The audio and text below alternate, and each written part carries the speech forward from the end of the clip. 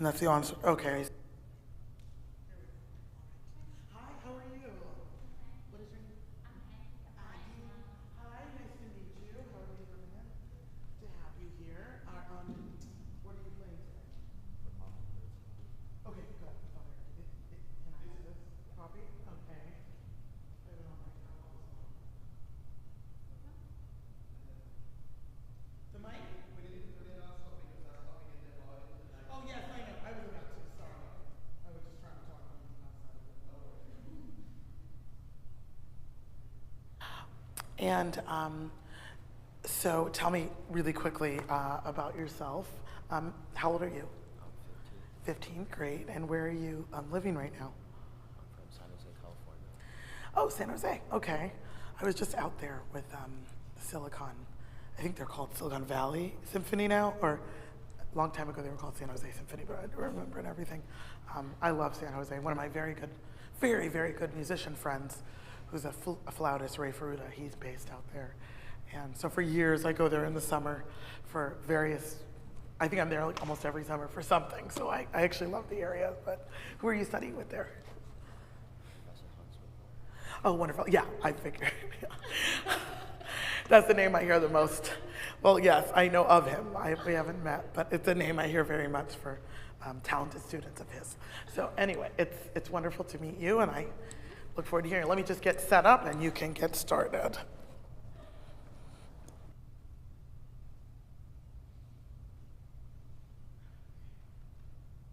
there music stands in here?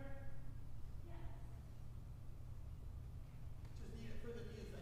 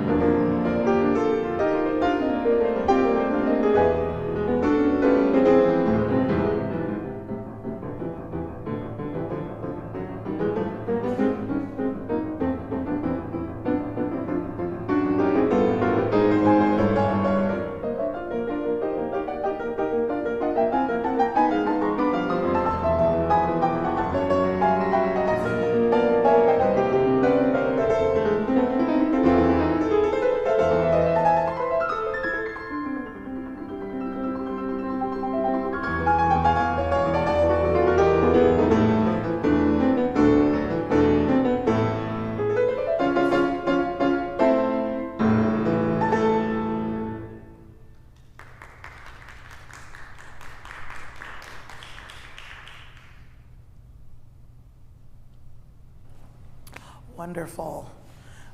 Very, very exciting, powerful, impressive performance. Thank you, especially at 9 in the morning. I'm still waking up a little bit, so no. I mean, you help though. No, that's I commend you for all of that, the entire package. But really, what a convincing and just engaging performance of this piece. This is, at times, I think, taken a little bit for granted, the difficulty of this work, even though it's something that is kind of often the first Prokofiev sonata that you do, and it's kind of the easiest to digest in length and also breadth. But at the same time, it's nothing to be sort of glossed over the difficulties in this piece of being able to create the contrast and all the different sort of characters and themes that just really just pop at you with very little setup, you know, it just changes kind of immediately. And you're ultimately and mostly in control of really all of that. So, you know, I just want to commend you for your work on this and just really holding my attention and excitement throughout. Just really, really happy with what I'm hearing. So thank you. What I want to talk about, because again, this is, you have a very good, solid, you know, take on this work. So I have no interest in, you know, tearing things apart. But for where I think that we can, you know, sort of work and move forward, it would be considering, well, you know, essentially just doing more of what you're already doing. I think especially in the latter half, we can get a little bit more contrast in sections, and some of that too has to do with timing and how you set it up. Just exploring some different ways of doing that. But as I said, as a whole, I really was very convinced. So let's go through a little bit. The opening was great. I don't want to do anything with that. I would love for you to, where are we now? I don't have measure numbers in this, but let me come up. And I can show you. When I get into the second section, this was very good.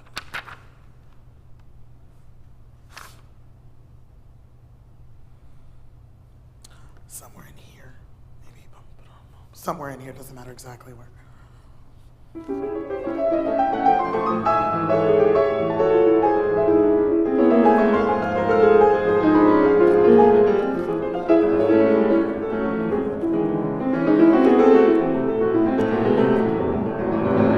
Okay, good. Now, do me a quick favor. This was another part of things. That tempo right there. Tempo you just did.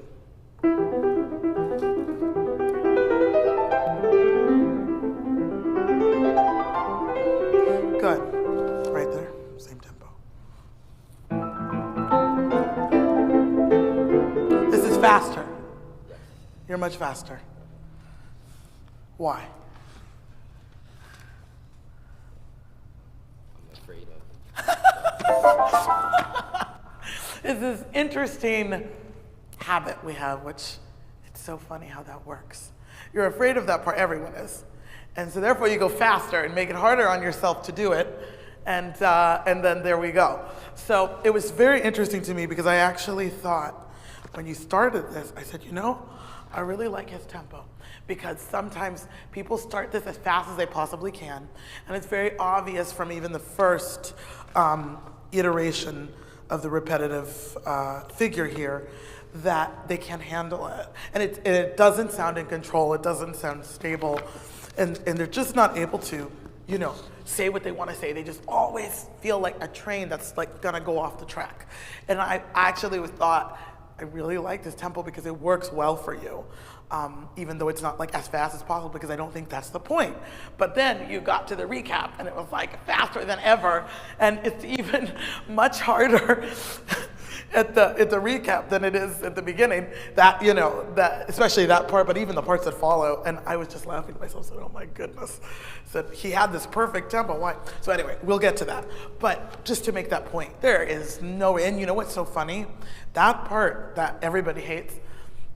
If you go too fast, it almost, how they say like you go so fast and it's not in control, it doesn't sound as fast, it just sounds out of control. Whereas you can go just a little bit slower, but it's in control and it sounds faster. So that's the thing too. It doesn't sound as impressive going faster because it doesn't sound as in control. So all those reasons, it's, something to think about because this was great actually.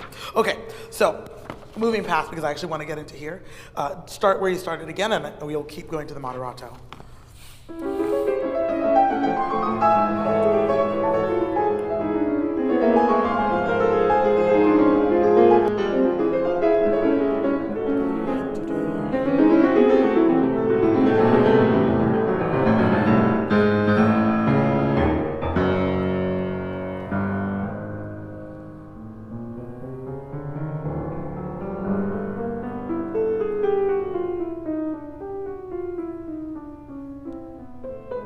Okay, very nice. So I actually love this transition that Prokofiev does at the moderato for about 4 measures because it's very transformative to me, or it can be, where we had this very march-like figure, dum-ba-dum, ba-bum, and suddenly we have this very mysterious chromatic line with these bass notes. It's very uncertain what is to come. And then he transforms the chromatic line into this figure that goes throughout this beautiful second theme here. So at any rate, I think it's important in those 4 measures though to have a really good picture of the color we want. And not only then the color we want in the transition, but where are we trying to get to? And what does that sound? Because this is going to be connective tissue. It transforms into something else. And I think that it could have a little bit more thought behind it. So, for instance, another thing, as you come out, even how you do this, which is of this character, and this kind of hints to a new,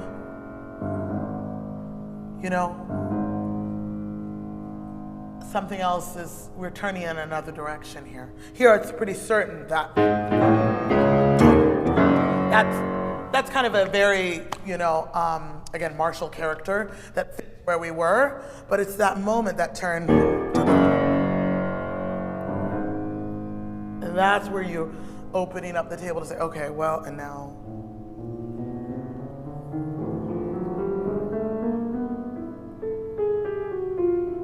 Because to me, if you look at this in a sort of theoretical or harmonic way, it really doesn't serve any specific harmonic purpose. Like we're not, it's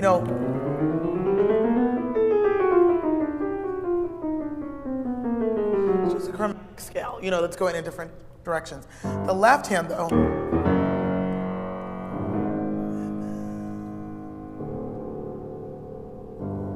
That's not something we would expect, you know? So everything about this is sort of confusing. And we could never predict this. So I just think you sound too certain. You sound too sort of like, I've worked this out, you know? And you have a pretty good sound, but it just doesn't leave me in a state of wonder or mystery, okay? So setting us up with that pickup, how you hear the G sharp and how it opens up this door, this secretive hallway or whatever you want to call that we have here, and how you do this, you know, it's not just, don't think of it like, oh, it's a chromatic skill. Think of it how unsettling it is to have against the G sharp, the dissonance, how it creeps. Hear that?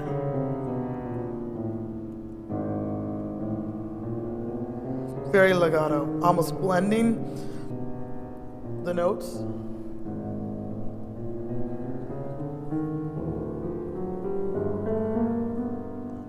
You see what's happening?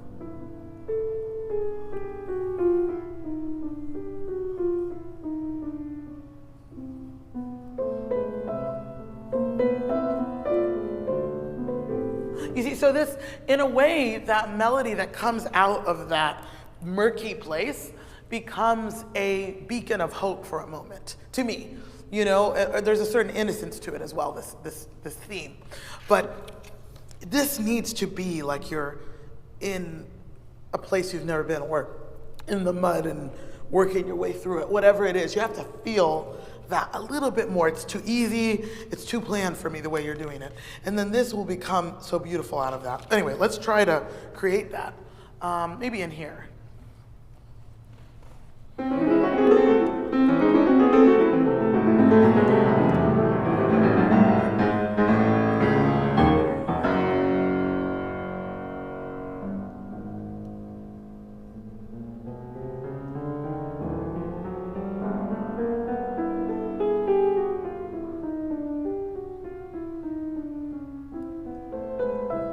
Okay, we're getting there much better. You can stay there. So in this case, of course, I really loved your sound. Maybe we took too long within the retard, but it's okay because we're finding something. And the sound that you gave me, I really appreciate it. I really like that. Now, so you find the balance of timing. Now, the other side of it is when you're coming out of this, I would say, because, you know, tranquilo as well. I would say you don't have to be so, it seems too metronomic. This doesn't have to be so metronomic. Again, it serves a purpose as a transition. So this was good, you know, yeah. So I show you a lift.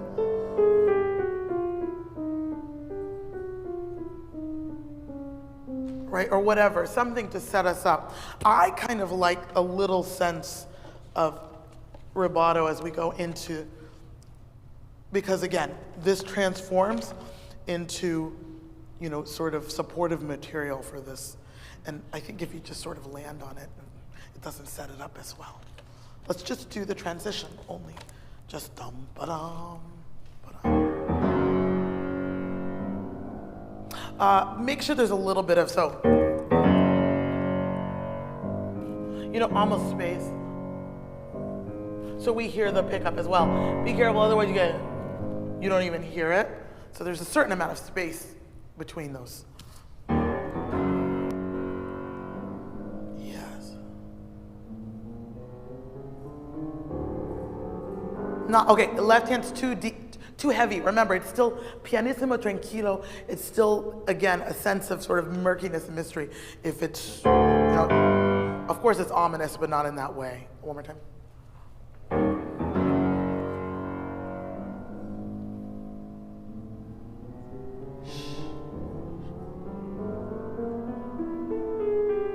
You're searching, you don't.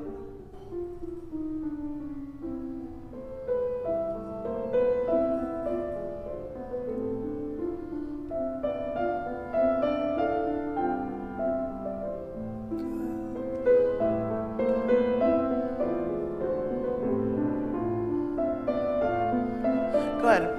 Okay, I like this a lot, so, you know, experiment with this. Now, in this melody, we have it essentially 2 times, or at least the 2 parts. So for me, I feel that there's at least something that's different. You kind of play them the same. But it's not even just about, like, he doesn't even make it exactly the same, actually. So you have this, so here,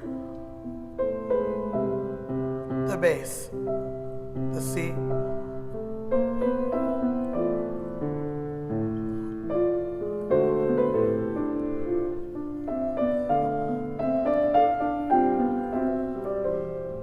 Now, he adds this pedal A, and it kind of speaks to, which I find, you know, it's an interesting way that Prokofiev puts this, like, you know, beautiful second theme.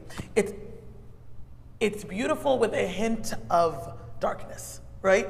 In a way, it's like constantly like that, even here.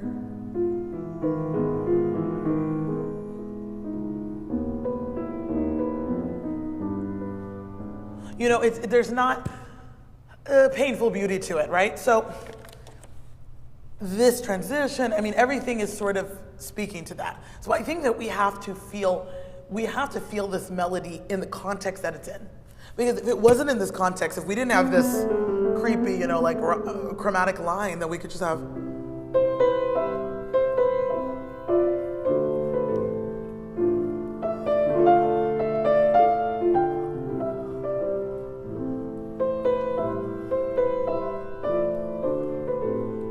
You know, so it could be so easygoing. I mean, I'm not using the best chords for it, but the point is, this could be that, right? But it's not.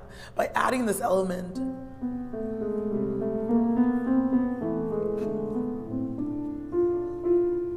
this dissonance,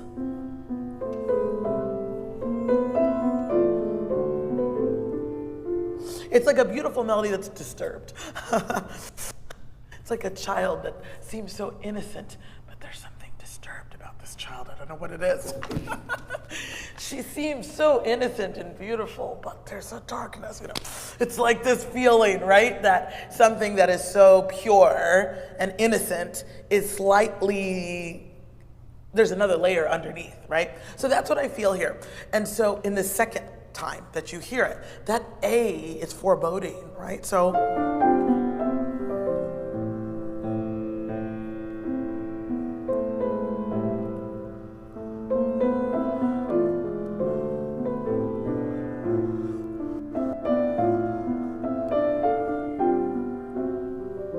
Okay, so somehow the first time you do it, which is a little looser, free, because you have these releases of the bass notes.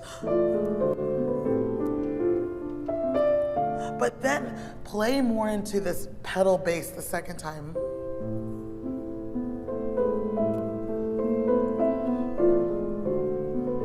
It's like murkier again.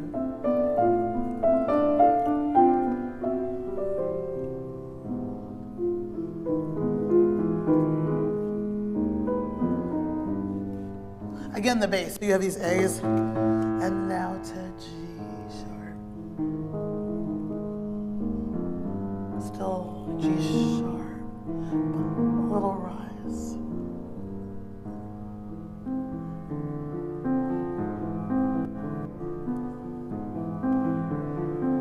G.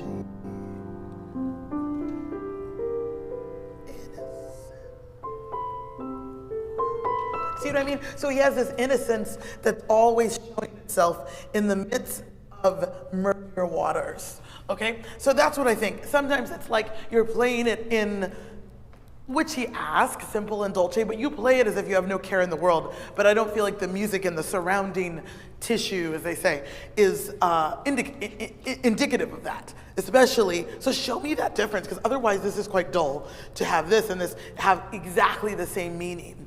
I don't think the meaning is the same. And so, anyway, we just need to find that. Play into the murkiness from here.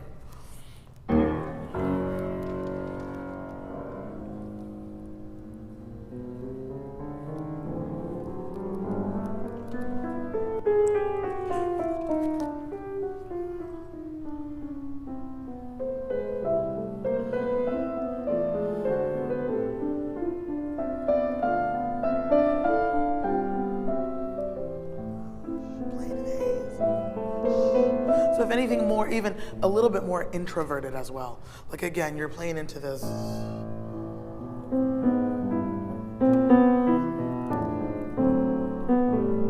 Maybe more sustained too, you know? But I wouldn't say, if anything, it's, you know, I don't want to use the terms like loud or soft, or, you know, how much, you know, sometimes people say, okay, first time I played it louder, now I played softer, because it's deeper than that. But I think on some level, this is a little bit more released, like dancing, but this time, go to the long note. Maybe even more sostenuto, okay? Won't just there.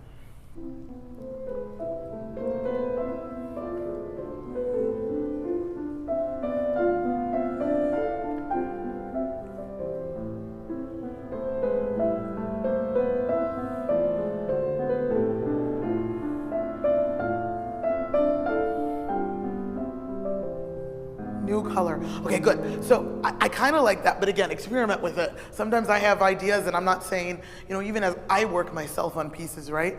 We have to be willing to experiment and expand our minds to take in different ways of hearing what we're doing, right? Especially if it's a piece we've played a lot. But at the same time, it doesn't mean that where you landed is where you have to land. But I'm just trying to give you a little bit of food for thought. So you can play around as you practice and find the color you want. Find that color. But I'm just trying to show you that I think the music itself points to something deeper than what you're giving me, right? And so then I encourage you to experiment with some of this stuff and just find that color that makes sense for you, because we don't have enough time for me, and you know, that's how masterclasses are to me. I think masterclasses, the point is to give you something to think about, not to sit there and tell you, oh, play that passage again, you're missing a note. Like, you know, not that you missed really much, but I mean that to me it's a waste of time. So I want you to just have something to think about a little bit on your own, right? So play around with this. Now, I will say this much, I want a whole different color here. And he also says pianissimo tranquilo. So we talk about this being murkier, but then what does this mean? Right? So for me, you actually got, if anything, you increased volume. So that you don't want to do. But again, it's deeper than volume. There's something from the A.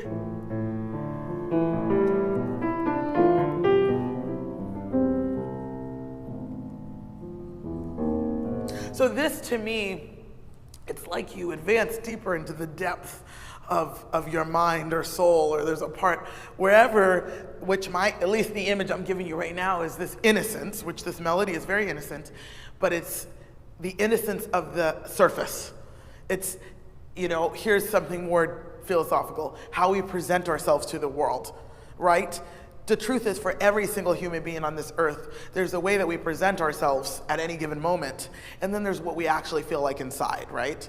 And that can be very different at any given moment, you know? You could be smiling at somebody and be like, I really hate you, actually. I don't like you at all. But, you know, your exterior could be giving off, I really like you. Or, you know, man, I haven't been having a good day, I'm tired, I'm sad, but I can smile and seem like everything's okay. So I think that that's actually something that's actually very interesting about the human nature. Not saying it's the best thing, because I think for some people they need to be more real with themselves, right?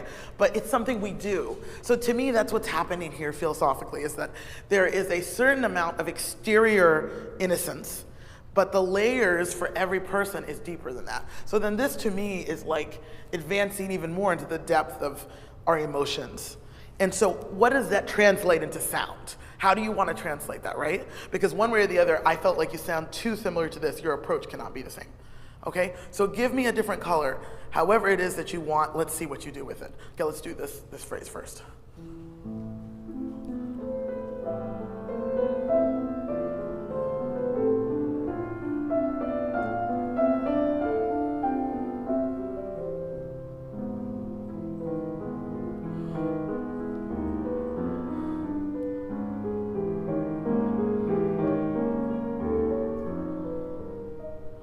Okay, good. There was moments of that really convinced me.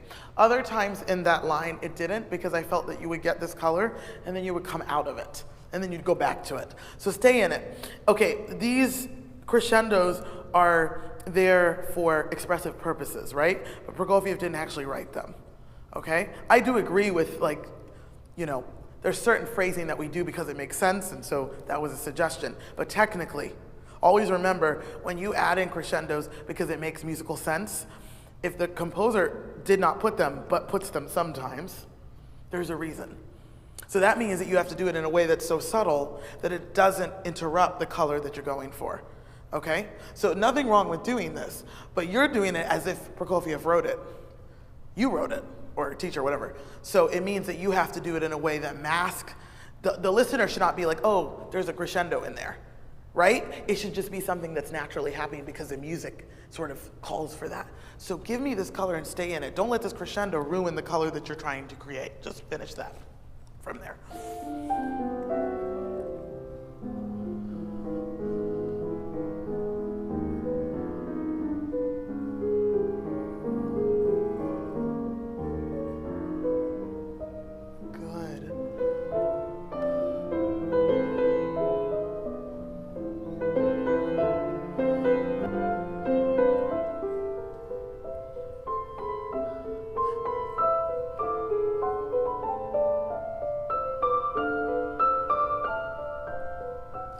I love your color here. I imagine almost like a music box. And you turn it on and it's like, so it's like not almost an artificial, you know, like this was the girl singing or something, and then this is like the music box mimicking it, right? So in other words, the sound that you create is more, you know, not electronics, not the word, but you know, it's like it's not as real as this one was, which I felt like you were kind of doing it, but I'm just giving you some food for thought, like something that sparkles in a way that sounds almost like artificial, as opposed to, you know, like sung from within, because it just has like in that register, it gives me a whole different, because I think it's so amazing the way that he wrote all of this page. Every single line can have a different character or color or whatever it is, even though the music is pretty much the same. It's really simple. Da-da-dum, ba-da-dum, bum, ba-da-dum. Da-da-dum, ba-da-dum. It goes up one. Da-da-dum, da-da-dum. It's really all the same motive, right? But every single line, as you can see, he does something a little bit different with that rhythmic idea, right? Okay, so anyway, I'm liking this, but I think there's just like, this is one of my favorite parts of the piece, actually. I actually love a lot of the big parts, and they're cool too. But I actually find this to be the chance in this piece that you can really create a sound world and colors that, you know, like nothing else in the piece. You know, no other spot has this much potential. So that's why I spent so much time on it. But otherwise, you know, really, this is great. I loved the return. Only thing I thought is maybe a little bit more, you know, with this, if you just take a little space, you just need to breathe, because you have to finish it. So you have to have, right? So as much as you're trying to keep the time, you actually need a quick space so that you finish this, and this is strong, and then you start strong. Let's try that. See, so to me, I'll show you, I don't necessarily think you have to be like, get right there. See that time I took? It was only a second, but to the listener, it's not going to come across that way. That way you hear the end and the beginning. Yes, good. Yeah, it's a little change. But now I hear a very strong ending and a strong beginning. Before, this was weak because you were trying to get to that. A couple of spots where I have that idea. You need a little space. That split second of space to you seems longer than it does to us. To us, it sounds perfect. All right, so all of this is good. You know what's so funny? This tempo was fine. It's just because you got to, that's where it changed. It's a return, actually. Not just there, it's a return. All of this is great. Really like a lot of this. Mm-hmm. Only thing I thought here is I would actually, you don't keep the tension all the way to here as much as I think you could. Because after everything we've done, this is fine, but then,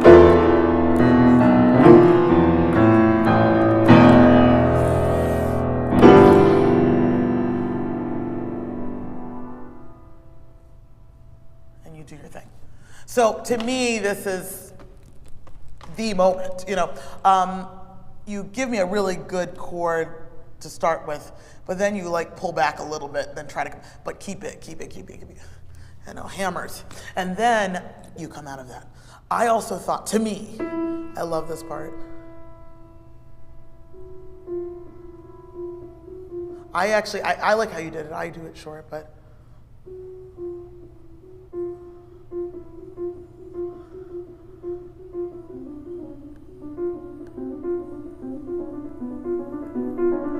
So I like to do it in this way. Yours seems too real to me. Like here, it's so defined. Like you do really good here. I like this. But then you get here and you're like, you change. Dynamic goes way up, everything. So to me, the murkiness, he does this a lot. I see, it was already suggested to you. Unreal sounds, I like it. Yeah, but keep it for longer is what I'm trying to say. Like, when you poco a poco, excel your time.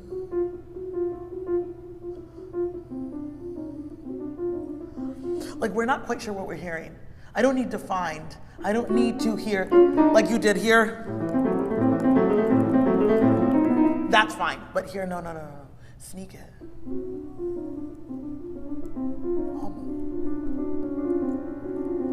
This is what I want. It's like a cluster,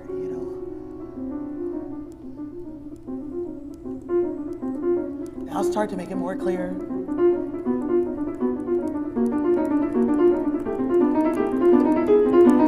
See how cool that is? It's like you're coming out, and you don't really know what's happening, and it starts to get slowly very clear, and then it's like, oh, it's very clear, and then you're where you want to be, right? So I want to get that effect from you. Okay, I know I'm way over time, but you can try that. We just don't have time. So really, that was my issue. It's like, keep the tempo, keep it, and feel a little bit more. You need to feel more stable in each beat. Bum, ba, bum, ba, bum, ba, bum. Like think of you're just on a horse that's, trotting, or a pony, or whatever, horse wagon, and it's just like very easily going. You're not like, have you ever been on the Central Park? Well, you're in San Diego, some of them have there. Central Park does a little, you can go on the ride around the park with the horse, and you can sit in the wagon, and a lot of places do that. But let me tell you what, they don't go dashing through the park. It's just like this easy trot, and it's and that's what it kind of has to be. We get to this part and we're ready to just like take off, but it's a trot. It's a trot, and we have to think, be more stable in each beat there, and it's so much easier. Final thing, I just thought here is another place. Where is it? You need a break here. There's no way you're going to get these subidos if you don't breathe, even here. So.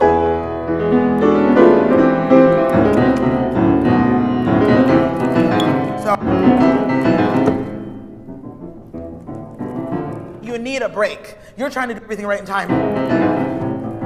You don't get the effect. Stop. Grand pause. And set a new tempo. And here,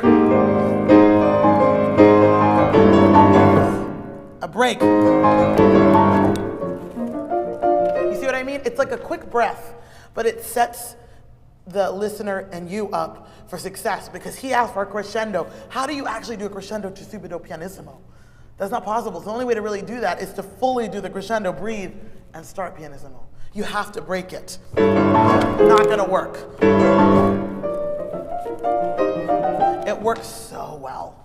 So I would just, explore that. Thank you so much. So much fun to hear you. And yeah, really wonderful brain. Thank you.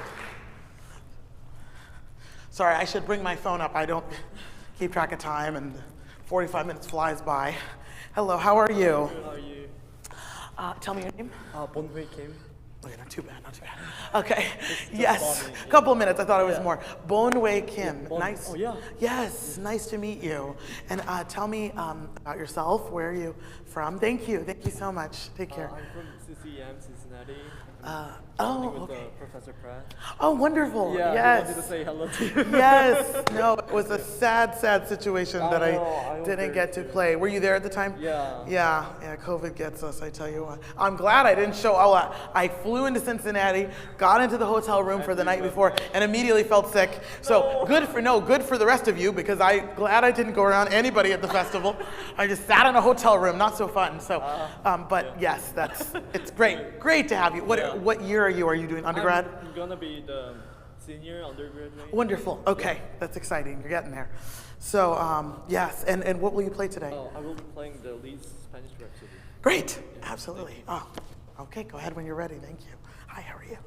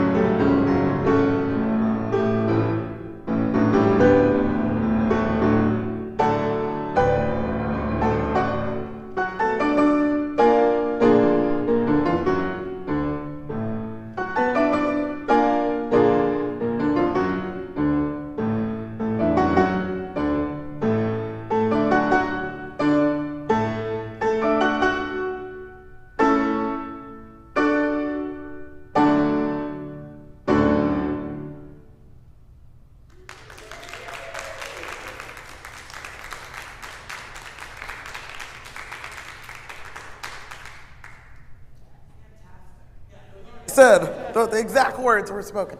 Absolutely, so exciting. I mean, it's such a great piece. It's just full of, there's so many different dances, so many different moods, and at the same time, it's extremely difficult for the pianist and endurance in this piece is also, of course, just, oh my goodness. I always forget, it's longer than I remember. Every time I hear it, I'm like, oh my gosh.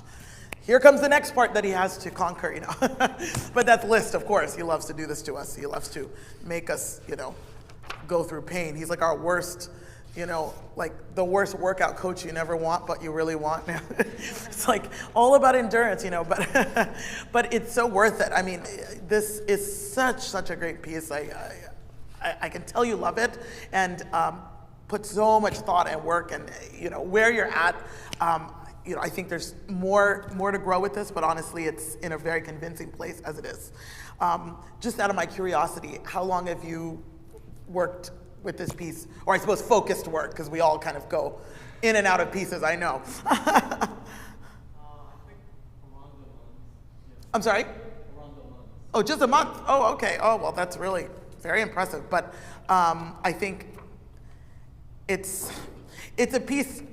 As much as you actually have a really good handle on it, I think it's, more time, you're going to grow with this. You will. Yeah.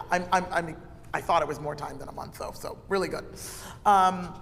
For me, what I love about this piece, and I think at the same time, it's what makes it tricky beyond the technical challenges, is that there are so many different dances, Spanish dances, and there's so much folk music in this. I mean, it's just full of folk idioms, folk songs. It's also, and again, what I love but makes it tricky, is that you're imitating so many different instruments throughout this piece.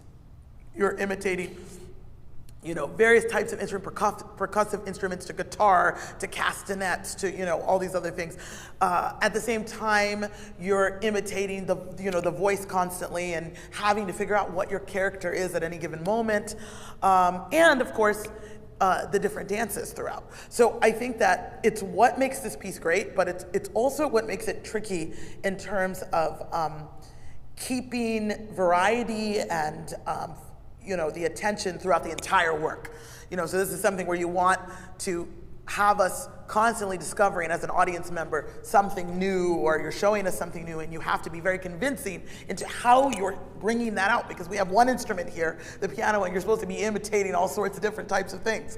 And that's the job we get that can sometimes be tricky. So that's kind of the general focus I want to talk about in the little bit of time we have now is just pulling from some of these dances a little bit more out of you, and so that you show even more distinctive flavors, you know, as one would put it.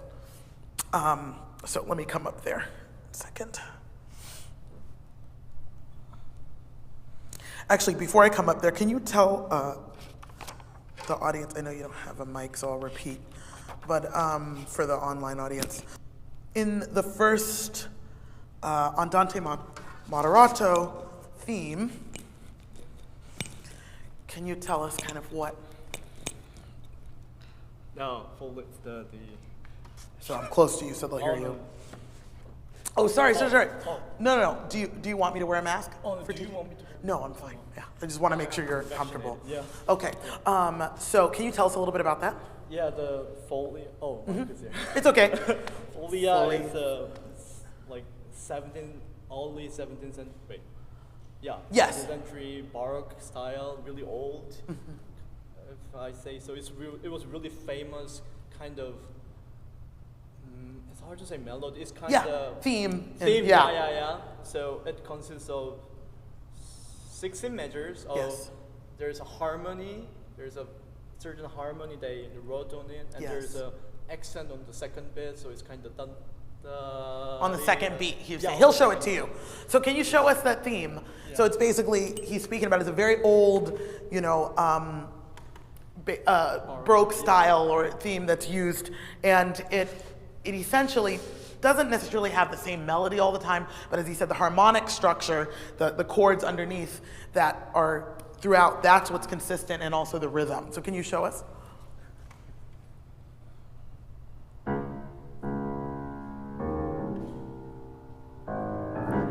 Two, three, usually in three.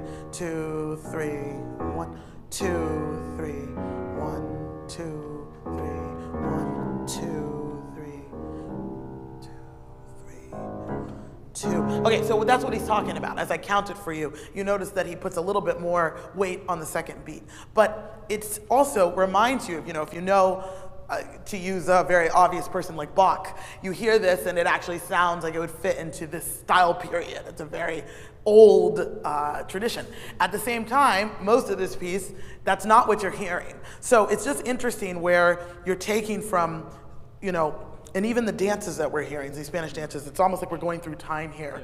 Because this was considered, it's a dance in itself. It's in 3, and it's like a Baroque, style. So you're getting these different dances, but you're also getting the roots behind some of them. And he starts out, that's one of the first, other than the introduction that we will go through, that's the first thing you hear. So it kind of makes sense. And then, of course, the story goes on. Now, I want you to tell us about one other thing, which I think is the second one. Yes. The Jota, I don't know how to pronounce it, to be honestly. Aragonesa, let's say that. Jota Aragonesa, what is this dance? Or if you, as best as you can say it, don't worry about it. Spanish folk dance. It's, what's unique about it? A lot of instruments, really. Tell us some of the instruments. I wrote some here. Sure. Guitar, lute, bastaris, and castanets, kind of really old instruments. Also old instrument, like the lute. It's like an old flute or sort of, What else? Go ahead. The always hear that is kind of symbol of The triplet figure. triple. Yes. Symbol of. kind of Spanish all of folk dance, also including Jota. Yes. Exactly. This is very, you hear that and you think Spanish dance, right? So there's certain figures that I think hint towards different types of dances. As listeners, we associate this, right? So he's talking about this rhythm. Another thing is this dance has distinctive leaps, right? Yes. And you do that in the music. So there's also, I wish I had, like a kind of screen, but at the very least, I was looking it up because I think it's interesting to compare the actual dance. Where did I go with it? Here we go. So I don't know, my phone's not too loud, but just a quick little feel of it. I think this one will work. I think this should be a good one. So we can hear it somewhat, if it will. It says I have. Of course, it wants to load forever and ever, even though it looks like I have. Let's try this. Oh, here we go.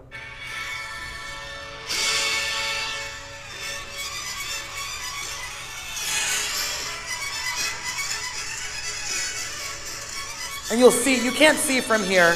I'm just playing it the way they're dancing, sort of. Hear the castanets?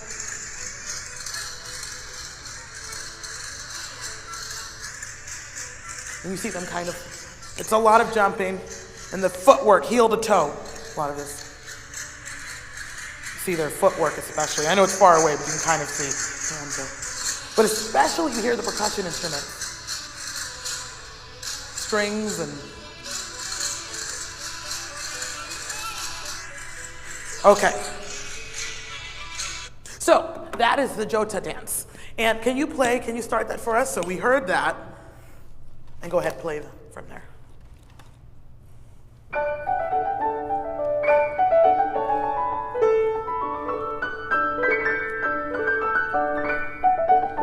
Good.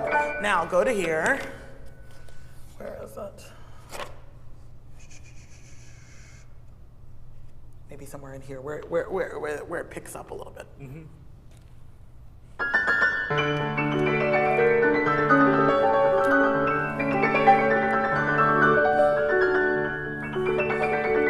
Okay, thank you. So you see the similarity. And so I like to show you that because it's good to imagine and remind ourselves, even for you, to imagine in hearing these instruments, like actually hearing the castanets and the percussion and everybody and how they move. This is a very active dance, you know. So even though, and we'll get to this, we have to decide on whatever tempo we're going to use, we have to be very aware of what this dance looks like and what it feels like the whole time you play it. So, and this is kind of, this is much for the audiences as for you and for those listening and learning, but it's important that in music that's very descriptive, this piece is telling you specifically, it's, Rhapsody Español, Spanish Rhapsody. So, and also Rhapsody, right? So that's telling you that it's more than just one dance or one thing or one idea. So it's important that when we are playing music like this, that we're constantly checking ourselves, reminding ourselves of the history. What is it connected to? Because Liszt knew that when he wrote it. And he was trying to, as much as possible, imitate something very specific. And so if we are not completely engulfed in the dance, in the world, or in the background of what we're doing, then it's hard to really, truly bring that out. And that's what I want overall from you, is that you're doing the right things, but you can do more. More to really show us the distinctive flavors and feeling of these different things. So let's go back to the beginning dance, which doesn't seem much like a dance, but technically. Yeah. Your opening was really great and very, very convincing, so we won't talk about that. I love the way that you started everything and introduced us to the dances that we'll hear. So in this, what I wanted, speaking of distinct and different flavors, is that for you to really, I have no issue with you showing me where the second beat, all that stuff is fine, but I want you to really take yourself back in time and how you approach I guess you could call it, in a way, this is a religious theme too, right? A lot of these things, when you go back to that time, there's a certain seriousness of it, a nobility to it, and also the development of this is, the Jota dance is like an immediate, and this one sort of builds upon itself. So I wanted to feel the solemn sort of seriousness of this particular, first theme that we get, and its development, I think, can be more gradual. Okay, let's start that.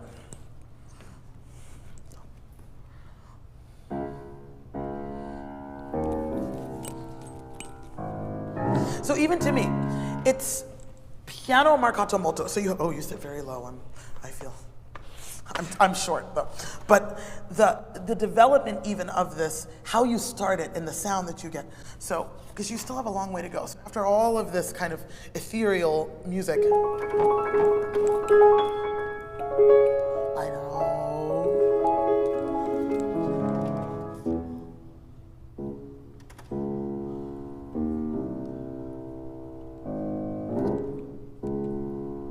You need to make us lean over and listen.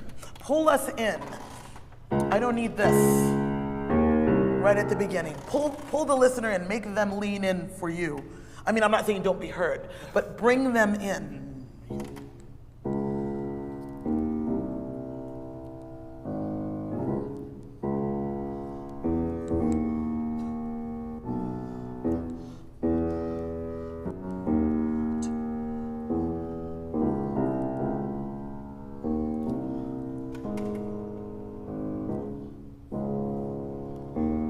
Don't change. This doesn't need to change. This is enough. We've introduced another voice. You don't have to work as hard. Let it speak for itself. Just rhythm. It will build.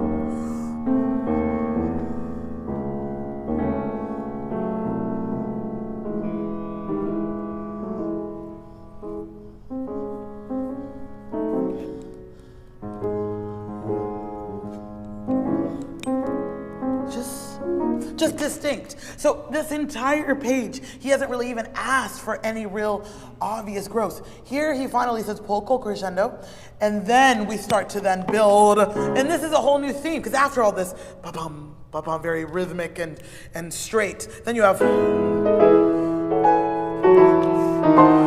here it comes.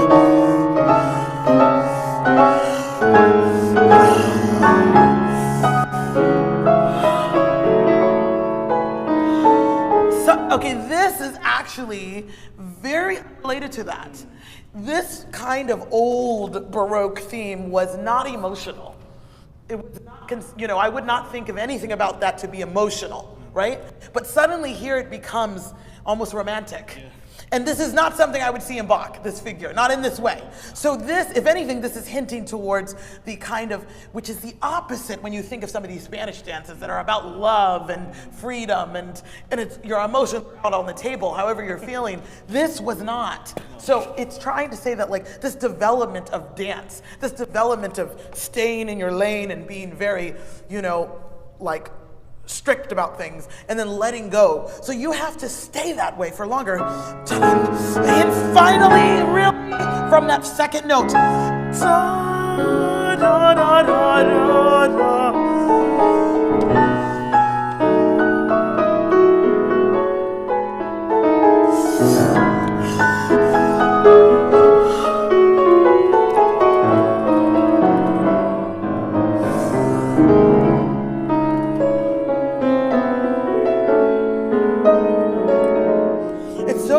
But then you come back. So we're back to that strictness. And then, but look what he did with the rhythm. It's this interesting transformation of something that's now, we're getting the Spanish, right? We're getting the flavor. He's showing you how this transforms.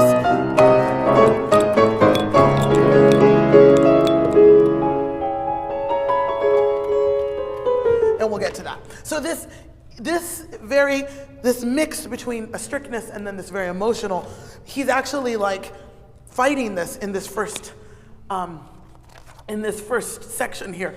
It's like this fight between, pure heartfelt emotion and sort of a stricter following the rules. And this continues, but then the Spanish, dance wins. And the rest of the pieces pretty much falls into that, right? So that way that you introduce this and that way that it transforms, to me, is quite important. So we'll skip around a little bit, but so start that for me. Think from where you're coming to where you're going. Thank you for coming.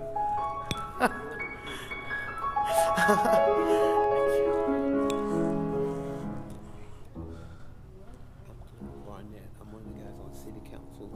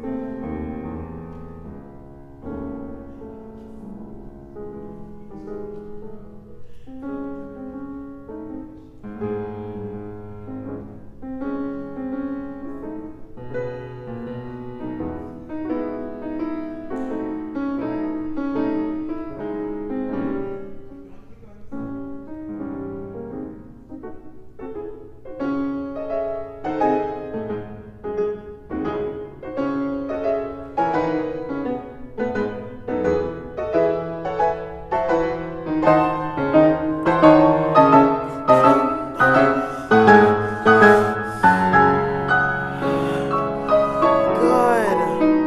You have your moment here.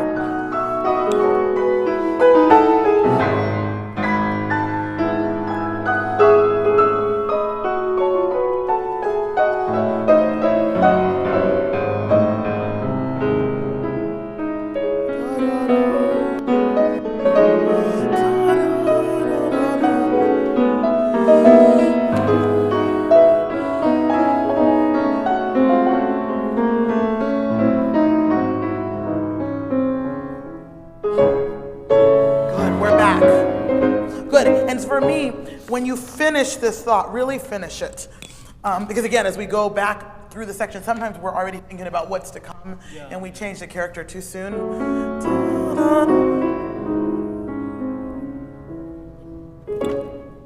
Okay, so really finish your thought. I have a little break in sound. Also, he says poco anamato, and that's debatable. Is it because we kind of pulled back here, or is it based on from here? But either way, there's a sense of forward motion. Also, but remember, think about the energy, not necessarily all the sound. It is forte, but we have still more to go. So give me like really big forte energy, but not like don't overdo it. Okay, right there. Dun, dun.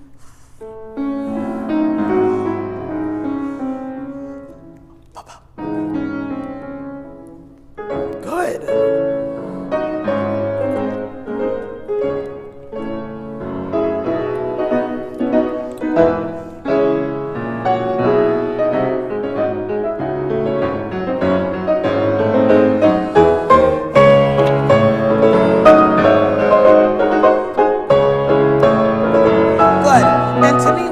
Is that we're now introducing almost the castanet, the percussive rhythms.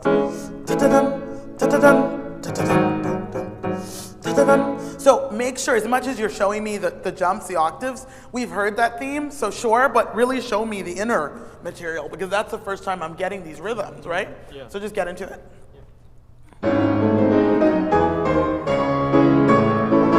Yes, da-da-dum, ba-da-dum. Hear the percussion.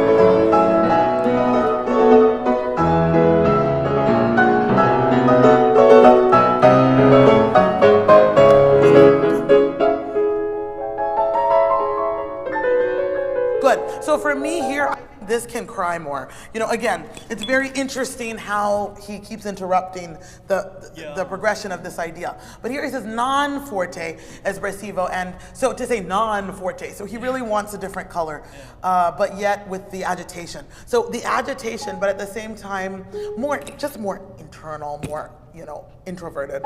So this is the crying, this chromatic.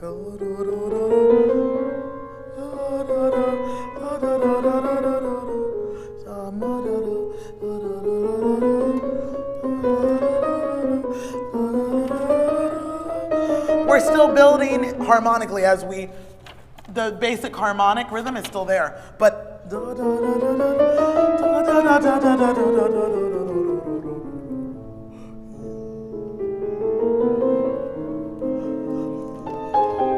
you see what I mean? You're not in pain enough. That's more painful. But it's still, kind of very emotional for a moment. Okay? So just more, can you show me something that's a little more internal? Right there?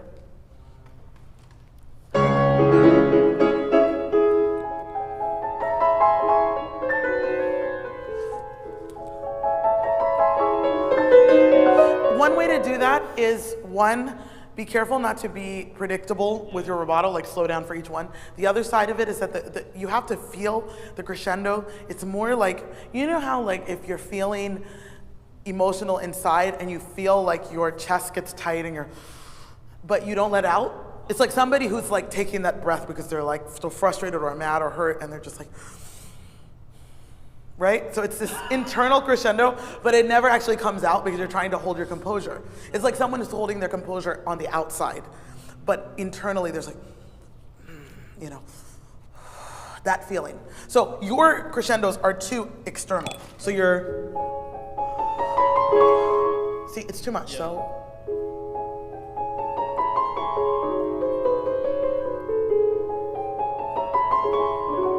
You see what I mean? So I'm doing it, but it's not completely out. Not yet. Not at the beginning of this.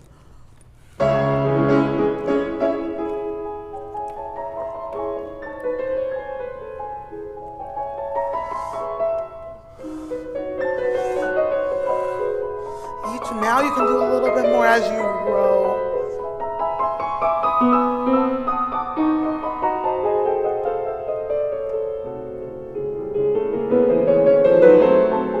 Good, I would say different color up here. So this is one voice.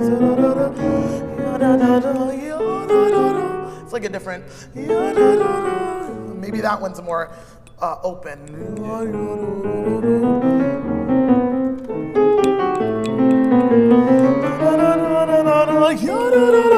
You see what I mean? I mean, it could be the same person, but either way, it's like you need a little a breath or something. It just cannot be da da da da da da da da da da da da da da. You know, there's actually something else being said in that jump right there.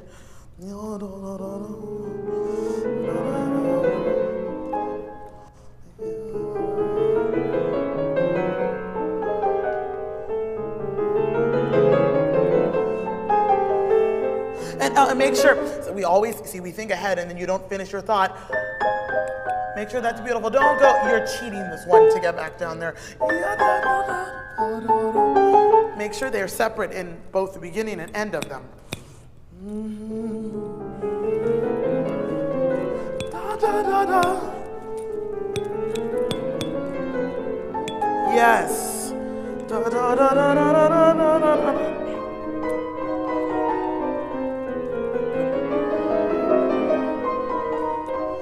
Good. This is much better. I want to jump forward, but I do not know where I put. Oh, there it is. My phone. I have no idea. Okay, good. We're going to go over a little more. Okay, let's go to. Oh, let's try and play the music. Let's go to this dance here. So anyway, this is how, you know, feeling this difference and the dichotomy of these, the build up. Let's go from the Allegro Onomato, please.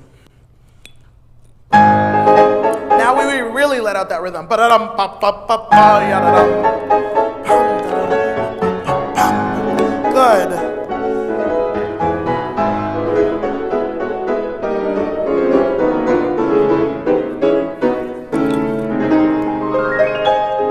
Keep the energy though. Don't lose tempo. You can get softer, but keep the energy. Good. Now it changes.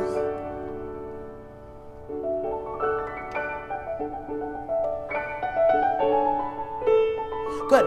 So I love this, but first of all, I want you to smile more. This is like, out of everything that's happened, and suddenly you see the lone dancer comes into the stage, and she's introducing the dance that I don't know, but I can't do it. Don't expect anything. But she introduces this dance, you know, and she's smiling and right, and she's, you know. You have to imagine this dancer and her mood, or the man, whoever. It could be a man or a woman, but you know, and they're introducing this dance and they're smiling, and now remember, another thing is that the dancers often would have the castanets in their hand. They had them, so she's got the castanets. So this is the castanet. So I need, first of all, a different sound.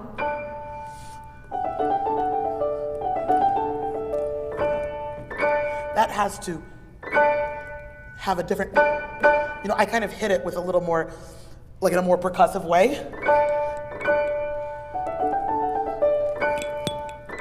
Make sure we hear.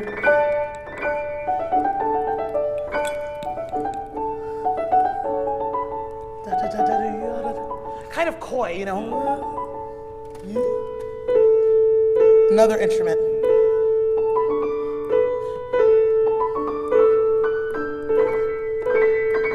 Has a really sparkle and also has like a little edge to it.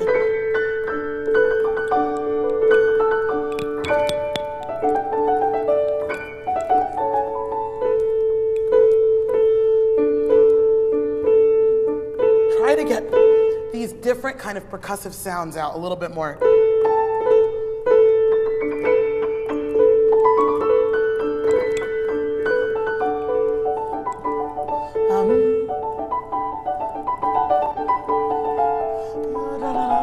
More flirtatious, more, you know, this is much more coy than you do, okay? It's kind of a little bit, again, flirtatious at times, suggestive, oh, come, you know, you have to have that.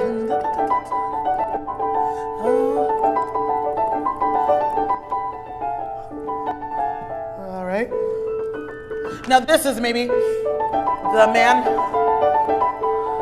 Here's the woman's reply.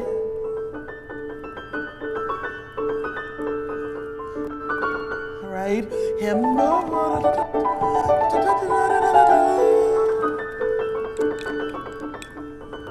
Right? So you see what I mean? Yeah. You have to imagine these dancers are showing up, and then eventually, as the piece goes on, then you see what we saw in the video, where everybody's there dancing. So I think that you have to be able to paint a picture, a scene for us, you know?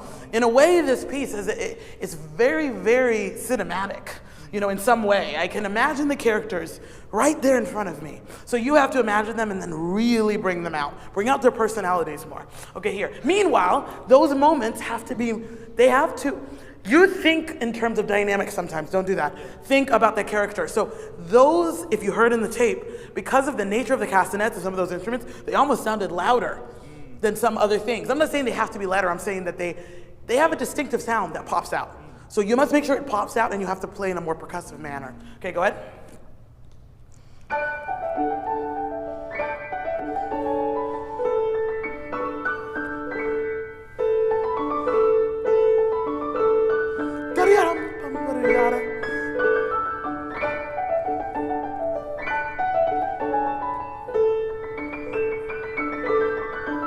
Good. I think,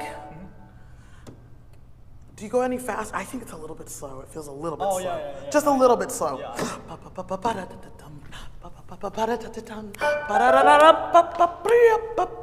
At least that. Go ahead.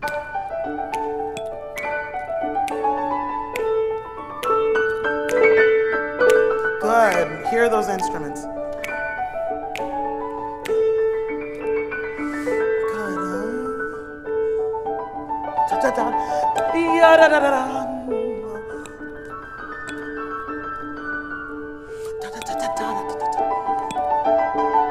Good.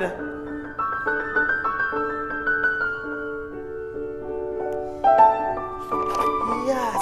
So then, this is so much better. Again, out of nowhere. So you had this whole, and I think these dancers that introduced, they're now off stage. Okay? So for a moment, this is a love song.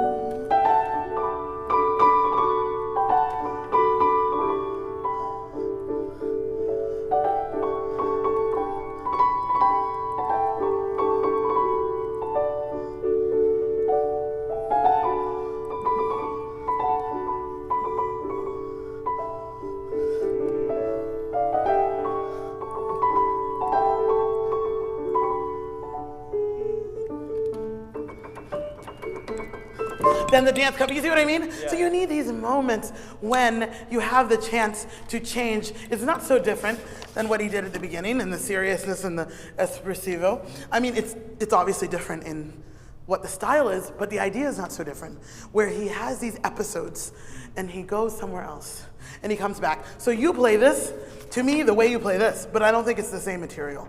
Okay? So let's change that. Just finish your da da da da da da da da. Love song, your daughter. Sing out. Good. Da da da ya da da ya.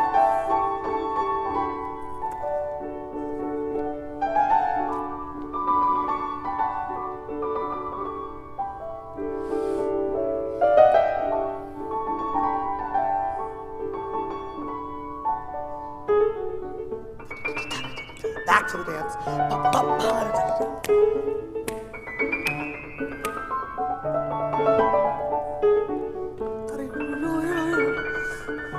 Yeah, I think you're trying to be too careful with that. I love this. I'm trying to think what instrument. You know, what instrument is that that reminds me of? Accordion, almost. Yeah. You know, maybe, but something about it, you know.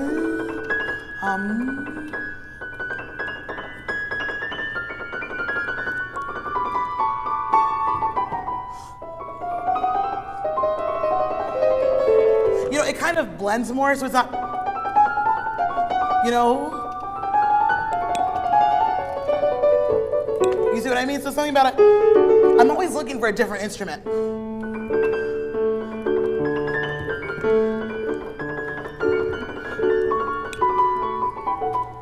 If I knew the music, I don't. You get what I mean? So it's like, oh, here's another opportunity for another color. You know, anytime you can do it, do it. So here, da da da da da da.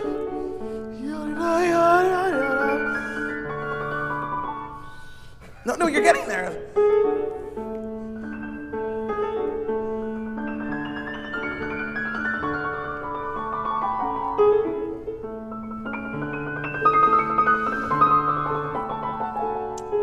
No, it's not bad. And I would probably, I would change that. Maybe that's more, you know, non-legato. But you see, he actually puts, do you notice the pedaling? Which is interesting. He technically, actually, at least in this Henley edition, it shows the pedal through that. I'm not saying, I wouldn't necessarily do that, but I think it points to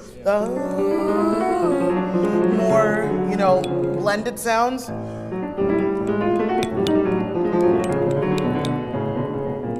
Okay? Something. I'm not saying do that pedaling, but it points to that. Yes!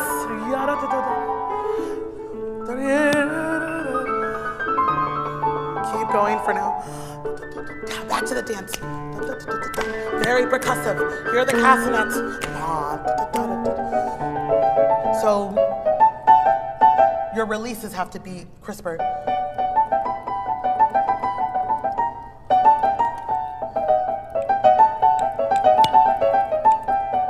Right? I'm not hearing that. More. You have to exaggerate up here.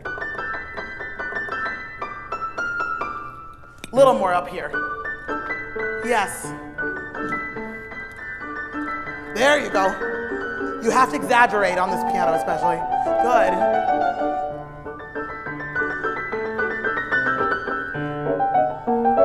Let it go. Brum. Brum. Brum. Good, and so that's why you have to really go for it. So then,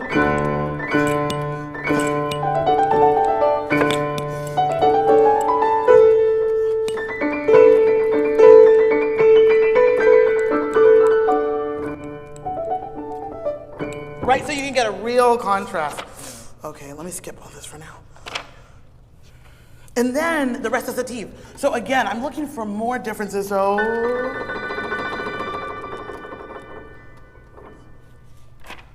New scene.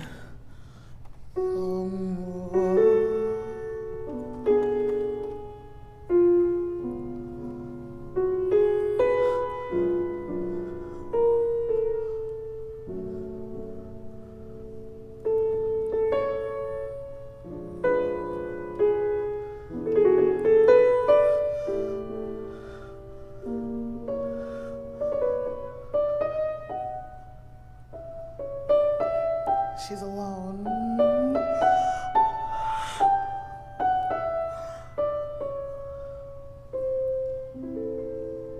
Smile.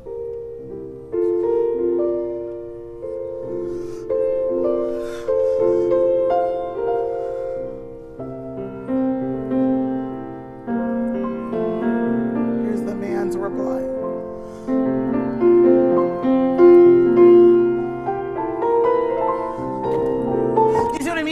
This is so lonely and just despaired compared to this moment of come back, you know, come in and smile with me.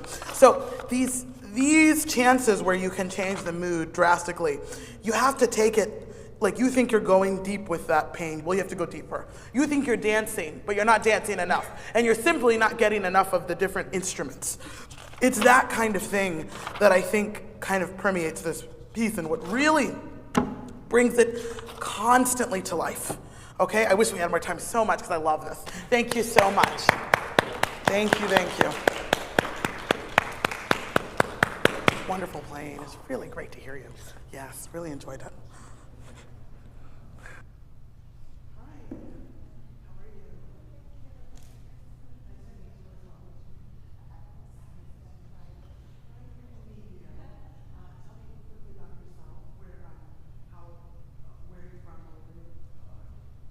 I just turned 15. Okay, great. I'm from Vancouver, Canada. Great, okay, oh, awesome. I'm doing a concert in Vancouver, Washington. So I got very excited and then I saw it was Washington. So I was like, oh, I'm going to Canada. And I was like, no, there's one in Washington State. Oh yeah, there's one. That's not quite as exciting, but anyways. But I've never been to Vancouver anyway. Well, it's great to have you here. And what will you play today? Is it okay if I play a new piece? Oh, sure, absolutely. Beethoven Opus 10 number 3. Wonderful, okay. Sounds good.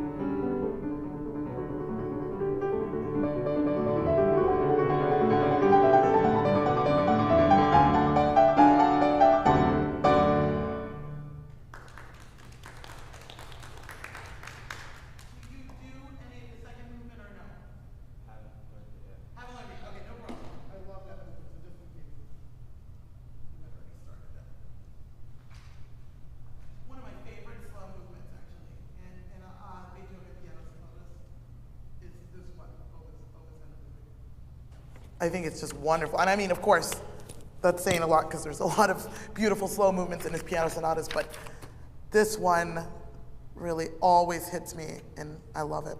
So you should enjoy learning it. Okay, fantastic. Especially for it being a new piece. It's quite impressive already. And you know, honestly, I mean, I can just tell, you know, you're a great pianist, you're a thoughtful pianist, and your approach already is right, and there's a lot that you're doing actually very, very convincing. And I think some of this, of course, comes with time as you live with the piece, but what I would like is just more contrast, just even more contrast. Again, you know, I probably said this all morning, but it makes such a difference for us where we think we are doing enough sometimes. We think that we are conveying an emotion as the pianist sitting right there at the piano. We often think we are showing that to the audience.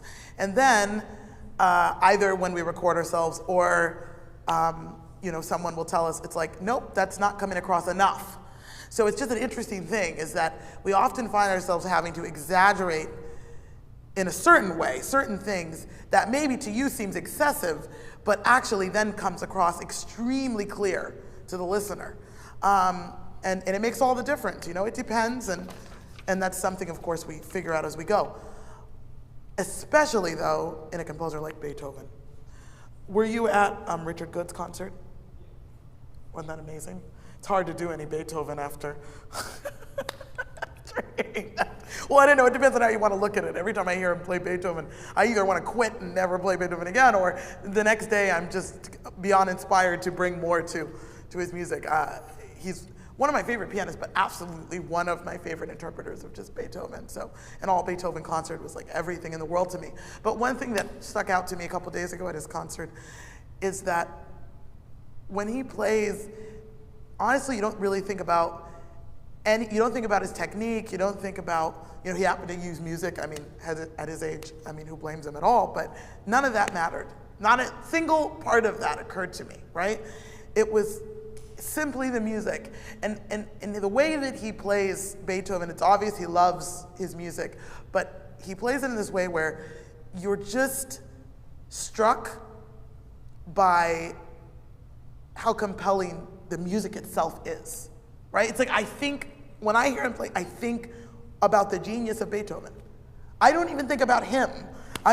he's not playing and I'm just like, what an amazing pianist. How fast is that? You know, oh man, that was powerful. Like, I'm not saying those thoughts don't go through our head, but you know, when he played each one of those pieces, you thought about the music, right? I mean, I think you know what I mean. It was like you were just amazed at the piece of music that you were hearing. So anyway, it's something to think about. It's something that inspires me because it essentially is what we always want. Okay, we want to pull from the score everything that we can and bring the listener into the music itself and bring them into the energy and the emotions in front that are in that piece. And that's all they focus on.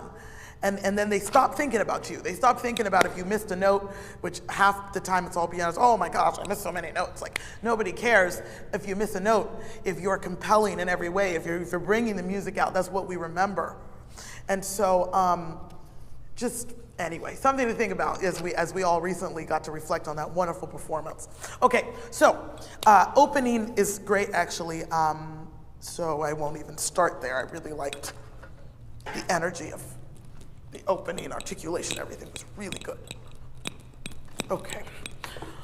Yeah, all of this, very convincing, okay? So, I want you to start in the second theme for me. Go ahead.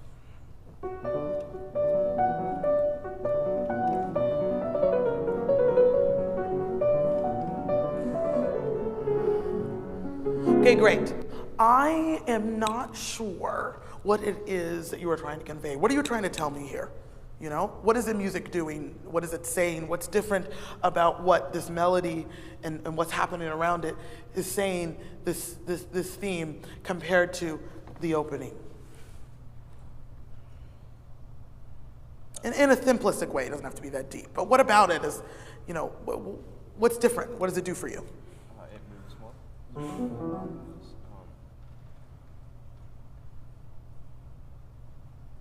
How does it moving more in your left hand interact with the melody?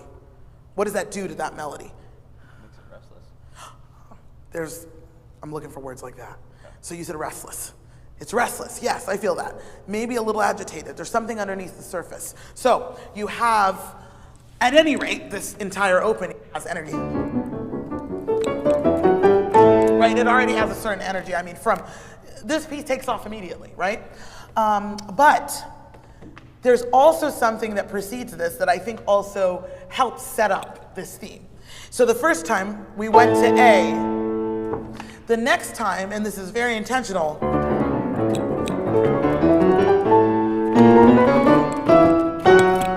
okay, so he keeps going.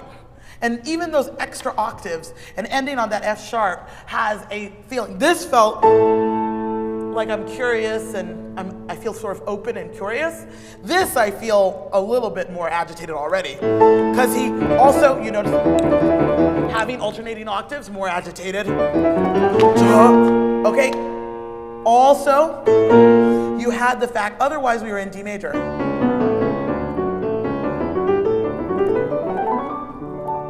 Open and happy, and so everything's been D major, and then, but here, the A sharp is telling me not in D major anymore.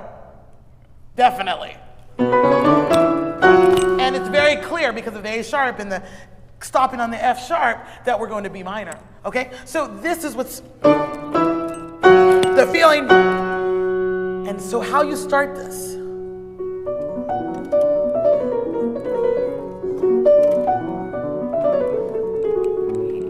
Okay, you have to have a feeling that something, that restlessness, that agitation, that B minor. Okay? You have to feel B minor, and you don't. You play it like it's D major. Okay? So show me B minor, show me the difference, and how this sets that up. So actually, let's go from there.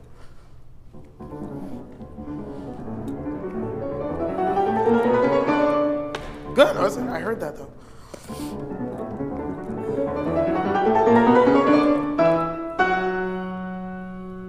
Good. Also, body language. So you finally get the A sharp. Da da da da bum bum. Sort of freeze a little bit. Tum, let it ring, and then you breathe. Da, da, da. So you kind of hit it, and I saw your body relax. Okay, it's not relaxed really. Obviously, you relax your muscles, but in some ways, you have to have tension. You have to hold the tension, because then it continues. Okay, same thing.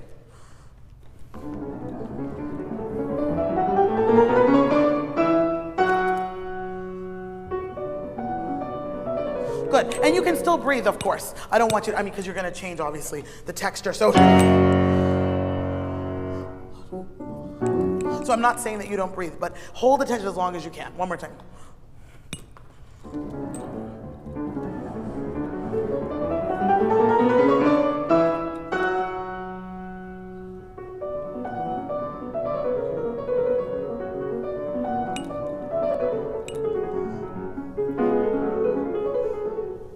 Good. No, keep going. That's why I didn't stop you. This is already better.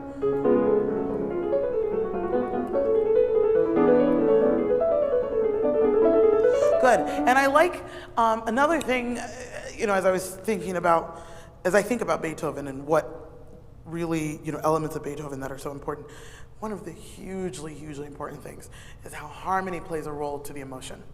How the actual, and so that like the simplest modulation can change our feelings. So in that case here, this feels a lot different.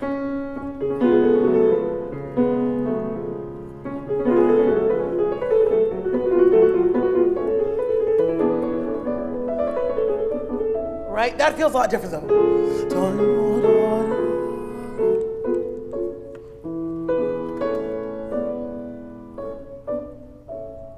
You see? So the sunniness of the major and the minor, the darkness. So even showing that, if we look at the music itself, it's exactly the same. Same rhythm. It's very boring if we don't react to the harmonic change. Otherwise, it's just the same thing again. And then scales, but it's not, it's harmonies. So you have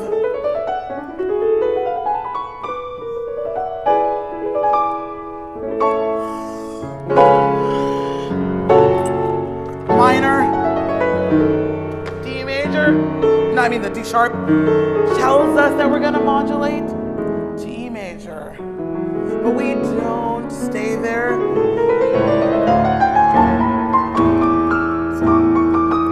Here's to resolve to A major.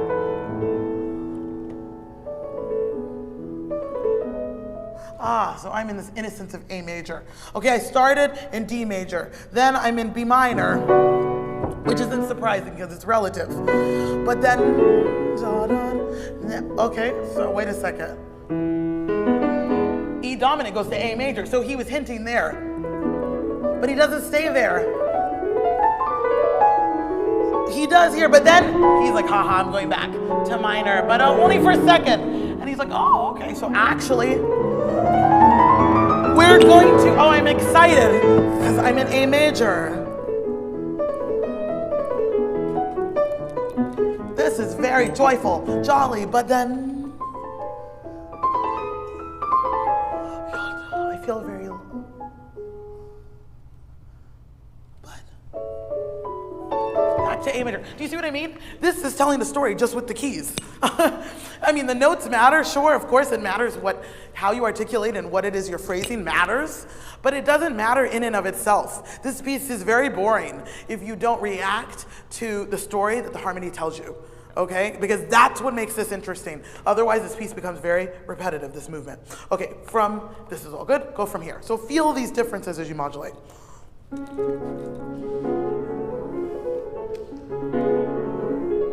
Darker, now light.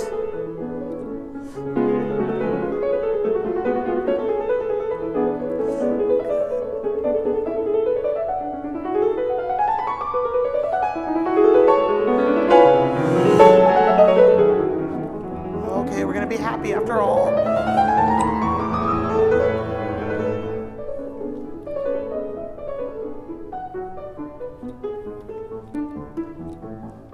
Good, and I like to set that up. This is much better. So this was all good. So this, again, very bouncy. I like to use my arm staccato. So I think you were doing that, but really showing that each separate note, don't ever connect in one motion. I don't think you need to even do anything special with it or retard or anything. Just bounce. Dum, bum, bum, bum, bum, bum. That's all it is.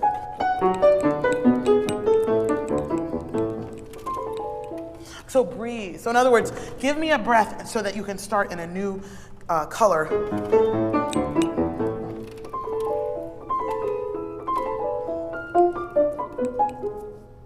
No retard.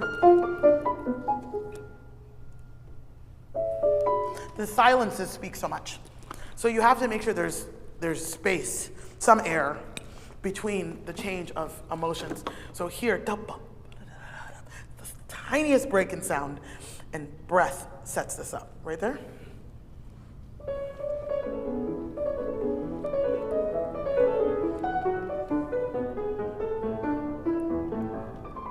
More. Yeah, that was a little bit better. Da da da dum bum bum bum bum. Da, da, da, da, dum. I need a moment. I need a moment. Again.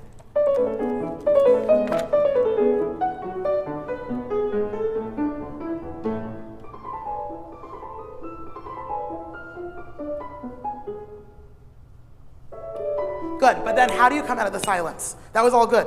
But then you gave me this like accent, it kind of ruined it. So in other words,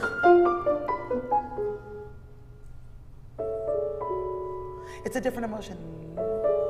Innocent. So you were, but I don't think it's that anymore. It's not bouncy anymore.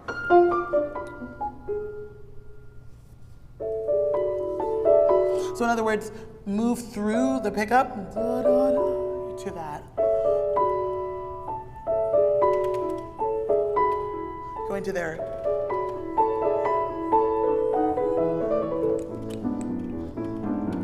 Also, I use like no pedal in this. I just articulate.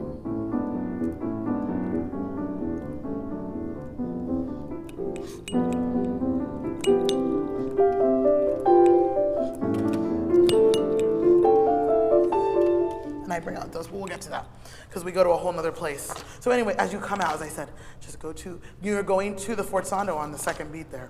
Just do this one, that was much better.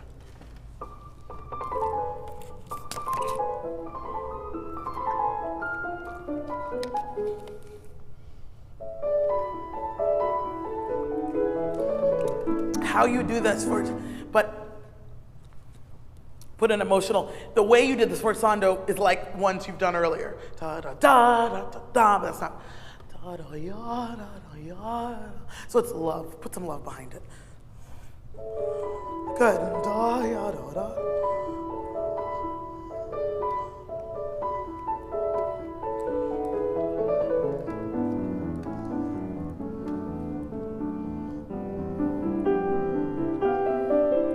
Good. The hardest thing about this, but it's so effective, is not to do any crescendo. So no crescendo overall. Less pedal helps. And all we want to hear are the forzandos, which essentially, if you look, are for the G's, not for anything else. G, G, G. No forzando. A, nothing. F, F, and then it's done. Okay, so he's actually building on those. So no crescendo, less pedal. So when you finish, also, you want to have a lift. So it doesn't sound like, because he didn't phrase it that way. So there's 4 notes in each phrase. Make sure you lift and then retake. So here, watch. So I have to make sure, of course, I get there before I want to play it so I can control how I hit it.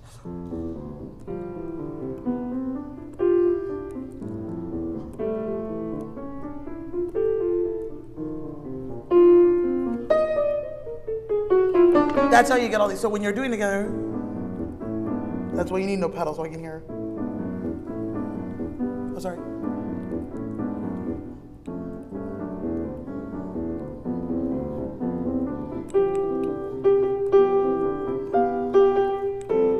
Wrong one, it's this one, sorry. Sometimes I play around with it, but it's about the G's, so.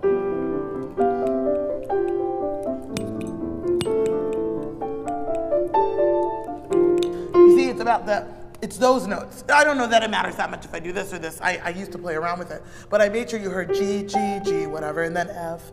Remember, the middle one has nothing. Then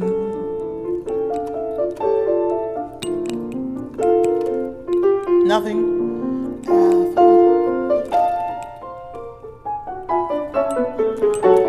And it builds, okay? So it's very cool effect if you can create that. Go from there. And don't use pedal.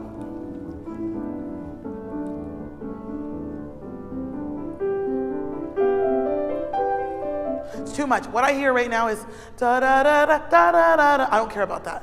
That should be like in the background. Just the G's. Listen to the G's, how they connect.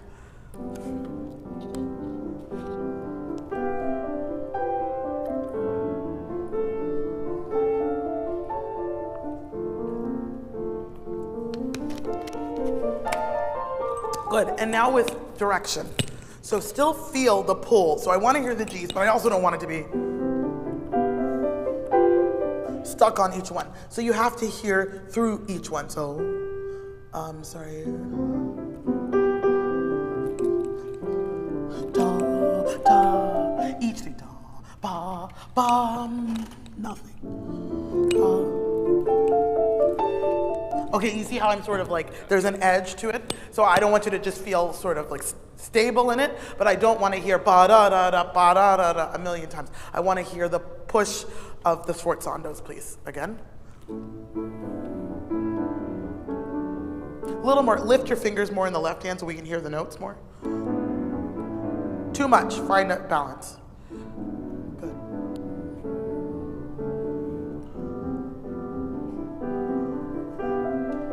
No pedal, are you using pedal?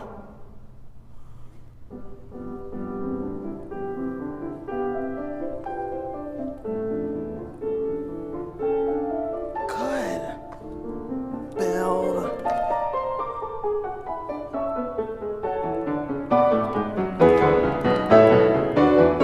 Good, and you have to do a little more with your right hand there, with those sforzandos. Much better, all this. No pedal, you don't need it, because now we hear the lifts. So here,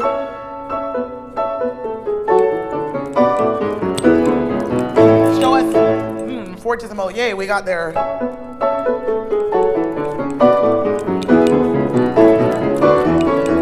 So both hands.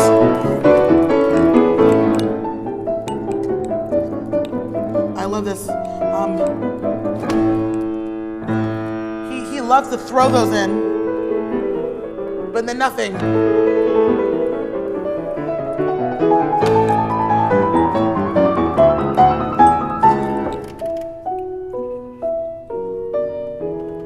Right? Also, again, breathe. Anyway, so let's get through that. Here, yum, ba, bum. Let your right hand build there.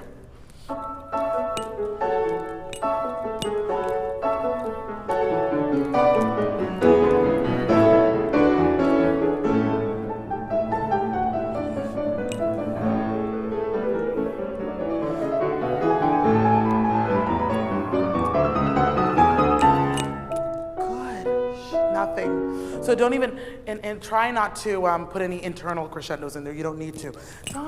So nothing. You can warm it up here a little bit, but here.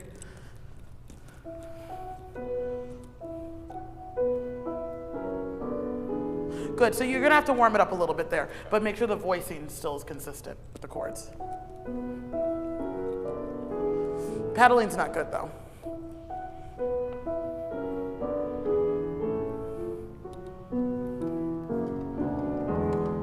Good, that was better. I think, make sure I'm still, voice the chord. Make sure we still hear that. At the same time, so here, this, no pedal. So, you have a couple of end ties here. I hardly use pedal there.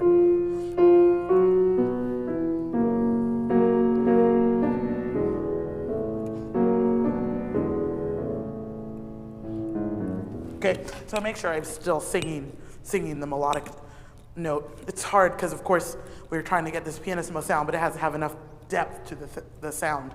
Go right there.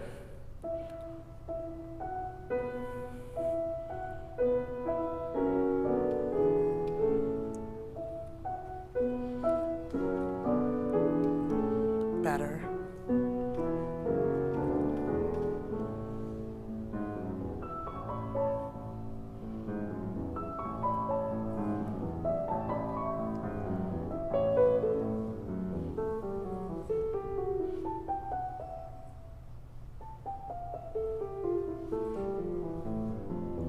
Good. But what does that say? What makes, I mean, it's obvious what's different of this and here, so I don't mean like what's actually different. But, because it's obviously, it's the F natural. Sorry, I was trying to say, for the listener, it's like he had F sharp and the second time it's F natural, right? But it's what is emotionally, what does that mean? Because he did that, what makes it feel different for us? And in that case, you have to really show us, okay? Because you don't really show me. To me, it feels like this is the same, but this is actually quite different emotionally. So show that. This was all good. From here is fine.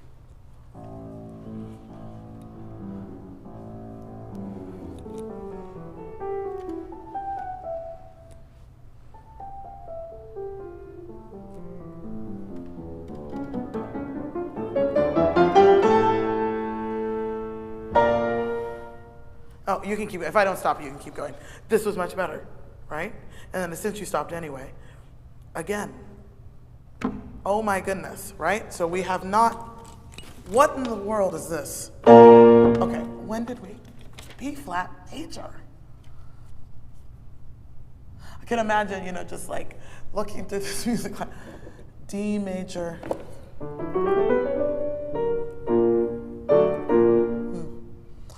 Nothing relates. Do you know what I mean? Obviously we know what he says development, but what I'm saying is that's what makes it exciting. Because it's expected, because it's the same key signature. It's the same key signature, so it's a relative minor, okay? All of these things kind of relate. A major makes sense because it's 5. It's the 5 chord of D major. So actually most of the keys, which again is typical in a sonata, in the exposition, make sense to us and they relate, and nothing is like totally mind-blowing, it's sure, it's emotional and we react, but it's not totally mind-blowing. But that is. And so there's moments like that where we go from something that literally, he doesn't set it up. Beethoven loves to do this. He does not set it up at all. He's like, I don't even have to. He just...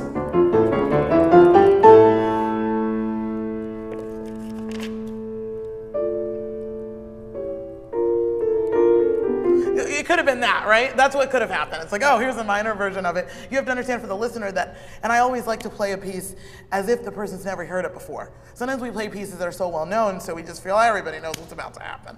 But actually, no, you never know who's in your audience that doesn't really know the piece. And so you want to surprise them. You want them to feel this sense of mystery. You want them to feel like the first people that ever heard this piece after Beethoven wrote it felt. The excitement that you get from new music, right? So you always have to play like no one's heard it before. That's what makes it cool. It's exciting that way. So anyway, that's the thing. We would expect the minor version. Now, in the minor version, right, especially if I did this mode, I would have a B flat in it, so I guess there's something there. But ultimately, what we don't expect is what he does. And so, he just sits there, and it could be anything, but then he goes...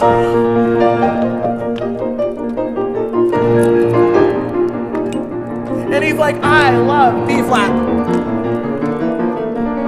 And he sits there for a moment. And then we modulate, of course, we do what you do in a development. And finally, after it all, what does he do? Because he likes to bring us back, because we've been all over the place. Oh, G major. But he goes back, he loves that. And he says, don't worry, I told you I'd bring you back. And we're back, okay? So it's this excitement of the mystery of, where is he going? How in the world did he get to B flat major? How does that relate? So in the way that you play the development and the way that you go from just holding this A and anything can happen and then being like, oh, I'm gonna go up a half step and now we're gonna be B flat major. Be excited as I am to hear that, and I didn't expect it. Okay, so just go from this, right there, second half.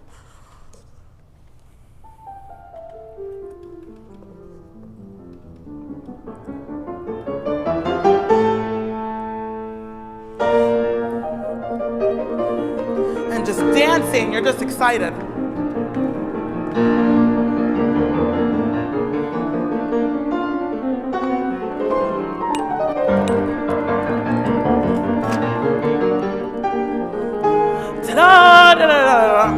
Everyone's excited.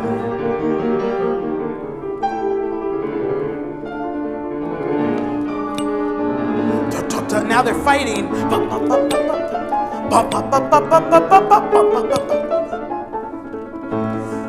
And here's the thing. Very often here people lose steam because they're like, oh, well, I have to pull back, or I have to, because, you know, everybody's always trying to follow rules, you know, oh, well, I have to do this. It's like, why do you have to do anything? Like, what does the music ask for? So unless he's asking for something, if he doesn't ask for it, then you don't have to do it. It's how you do it. So at any rate, here he says, the only difference, you have fortissimo, and look, this never changed dynamic. So everybody thinks, oh, okay, so this is, I'm supposed to be light because I'm higher, and it's like, he didn't ask for that. So it's two voices kind of, you know, feuding for a moment. Sorry.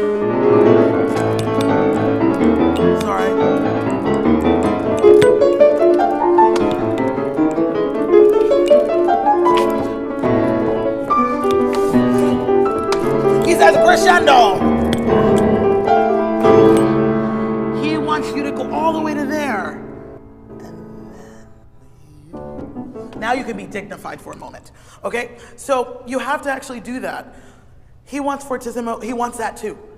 So you have to somehow make that work, and so they're feuding. Now he gets a little lighter, yes, but it's still equal, the voices.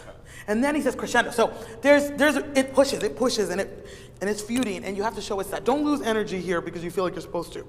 Okay, maybe go back to, he's not letting you do it, I'm sorry, you can't. Go from there. He doesn't want it.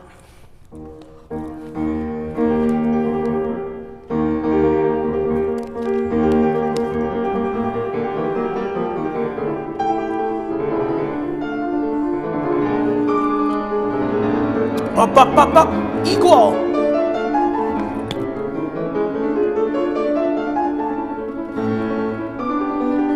Push, dump.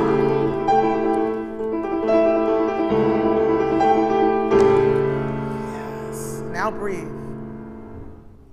Good. Yes, and then it's so effective if you fully realize what he wants, all the way to the fermata, and then you bring us back. Okay? It's the layers in Beethoven. You have to commit. We're not gonna, because it's all the same. Let's go to the end. About, here's fine.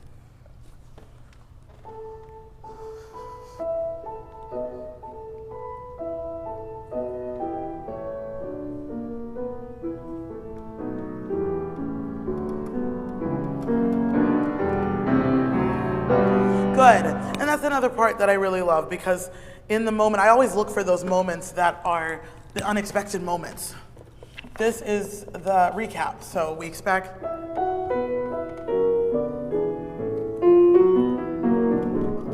and stay there. So it starts out that way. We expect all of this. It should have done that, but it didn't. It went.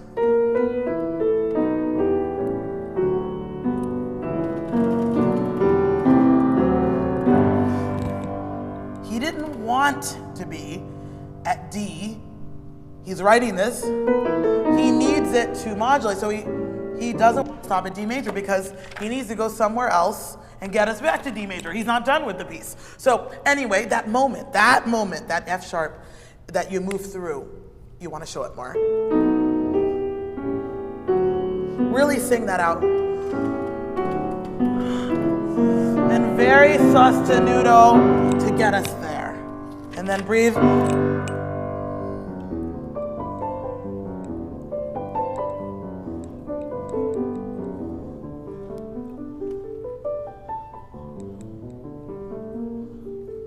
how I changed the colors? Oh, we'll talk about that. So, of course, again, the changes we don't expect. That's what I want. You have to really show those moments.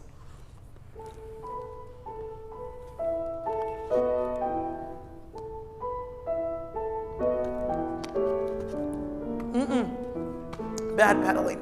Make sure the pedal does not.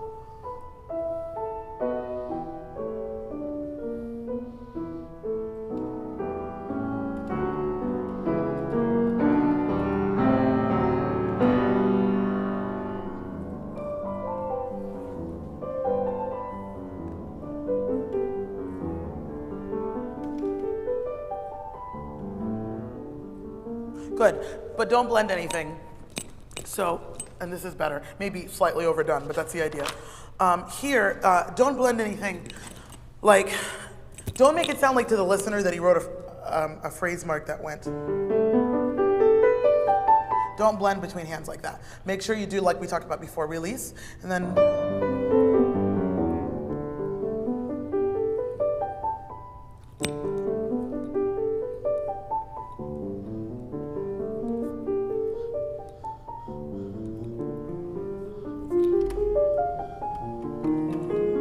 No pedal.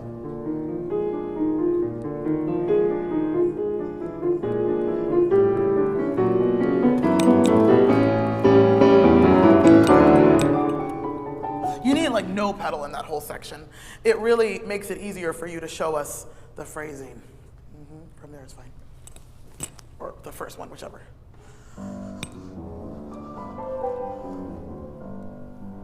No pedal.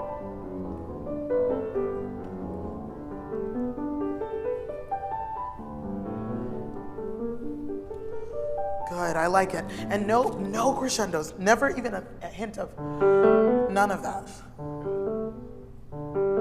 Just clear. Just change the color. See what I mean? So simple, so simple.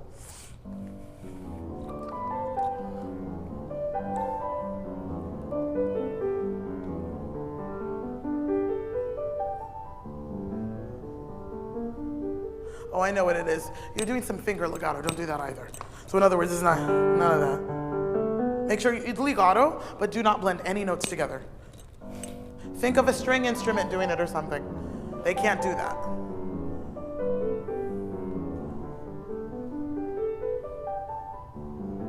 Good.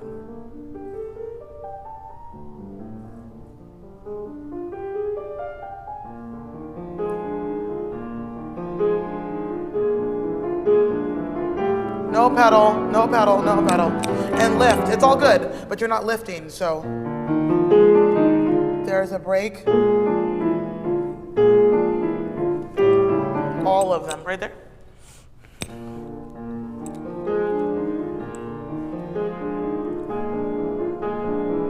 Build them, bum. Then start to build the forzandos though, but good.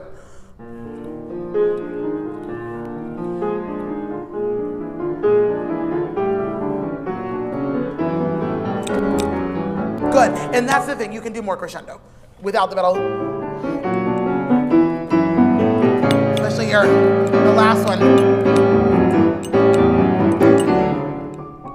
Back to nothing, okay, so there. But good, you don't need the pedal, but just give me more.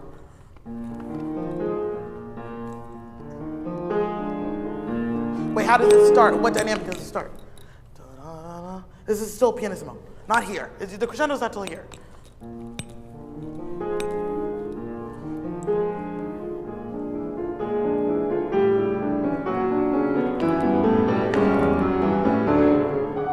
Nothing. Done. Nothing.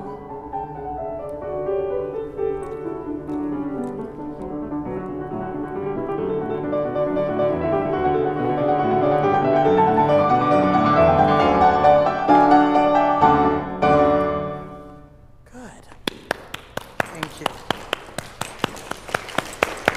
Wonderful. Thank you so much. Absolutely. Thank you. Wonderful playing.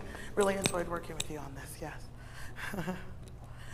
Great. Who do we have next here? Oh, hello. Met you earlier. Remind me your name again. Elsie Lou. Nice to meet you. Elsie Lou. Nice to meet you as well. So where are you from? Vancouver, Canada. Oh, you know each other? Same teacher? Yeah. Oh, awesome. Okay. Who's your teacher there? Sasha Starcevich. Oh, wonderful. Oh, he's teaching a lot of people over there. Doesn't he teach? A couple of other students are here, but does he live in Seattle or near Seattle? Yeah, Yes. Seattle, yeah. Very good, very good. Oh yeah, a lot of his students are here. Okay, so you also go to Seattle for lessons? Yeah. Yeah, I'm like, I don't know how he does that.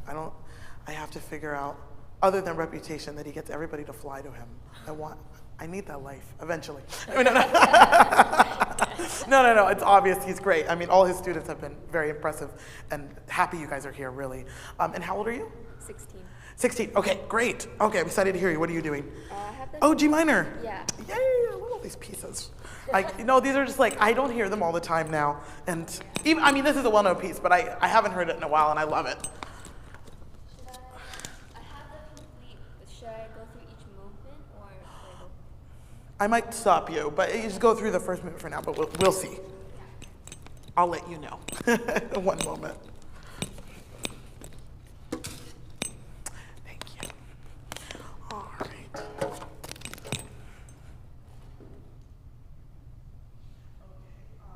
Whenever you're ready, put the desk down too if you can.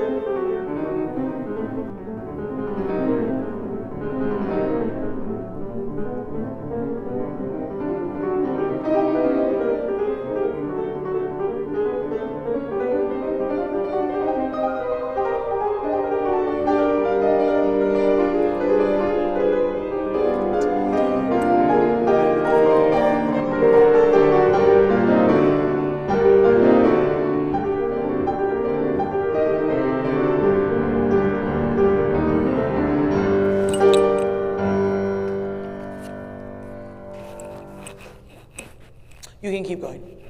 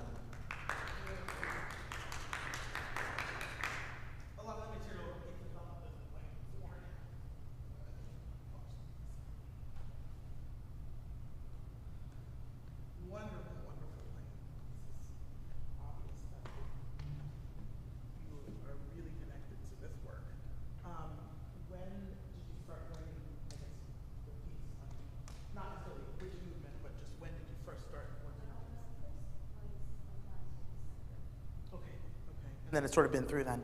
Oh, it's obvious.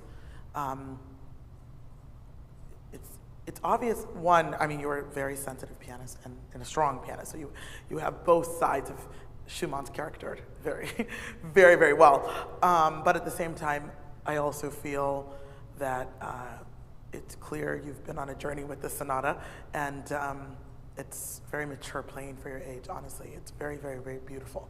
So I enjoyed, so I had you keep going. I'm just enjoying to see what you bring to each movement. For me, I'll spend more time on the scherzo and presto, than the first two. I think are, especially the second here was just very little to say about this one. It was just absolutely gorgeous what you did with the second movement here. My favorite movement of all that you did. But to go through, and again, I have not much to say about the first movement as well. It's a very convincing performance. What sticks out to me, and it's tricky in the presto as well, is the speed of it, and it's so busy. It's just so busy, these 16th never end. And what is hard is to be able to bring out of that texture convincingly the themes that need to be heard, or whatever motive needs to be heard. Sometimes, and again, it depends on the space, depends on the piano, but it can work against you, and it can become sort of just this, rumbling of so many notes that we're trying to find our way. Sorry, and this actually you find more so a problem in the middle of the presto there, especially. So that's kind of my thought in the first movement. At times, I just wanted a little bit more clarity, and for you to change. And sometimes too, there's different, like how you articulate or how you use the pedal or how much or whatever, then we can actually get some of these inner phrases that sometimes I don't quite catch. Like even in here, how the articulation changes here in the left hand, and there's the tie, and then, where's another part? Oh yeah, these two notes. So sometimes I don't catch that as much as I would like. You're totally in control of what you're doing, but it sounds like it's this long phrase and it's all connected when actually he has these little phrases. And that here now suddenly it's 4 eighth notes in a phrase. So just by changing from the 2 to the 4, we should really hear that, and it just adds to the interest. We're breaking the repetitiveness of the 16th figure. Okay, so things like that. So let's start, and I won't spend too much time on this movement. Just go ahead from the beginning.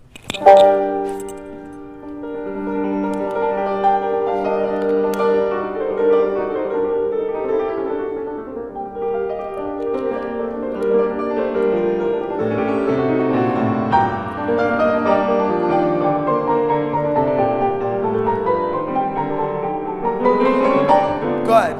Now, actually a thought here. Be careful, because this theme comes back. And be careful not to become predictable with it. So for instance, one thing is I begin to notice every time that when you have this figure,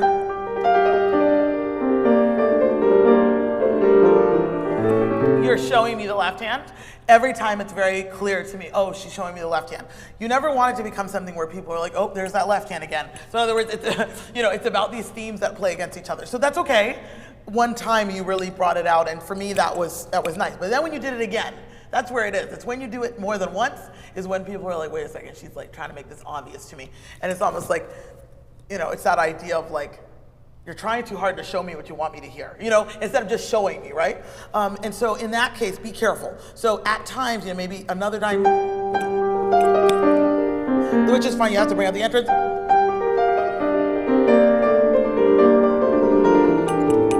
And then maybe here, we hear that more. So,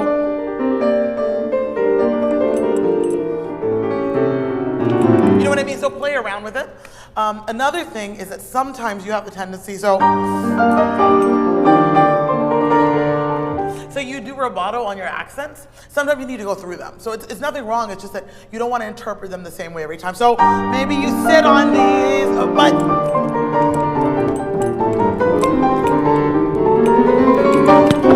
do you see what I mean? You need to move forward at times. So, he puts forzando here and then accent. So that already tells me it's a different, there's a heaviness here that's not the same as these accents. So these I can sit on. So this can be more interpreted as an energetic accent, not the same heavy as a sforzando is, just as an example. So just at times, just be careful that we are not too predictable with our rubato or oh, we're bringing out this line. So every time we get to that part, we bring out this line in the same way. Just think about that. Be a little more spontaneous at times as how you sing these lines. Just go from here where the theme starts.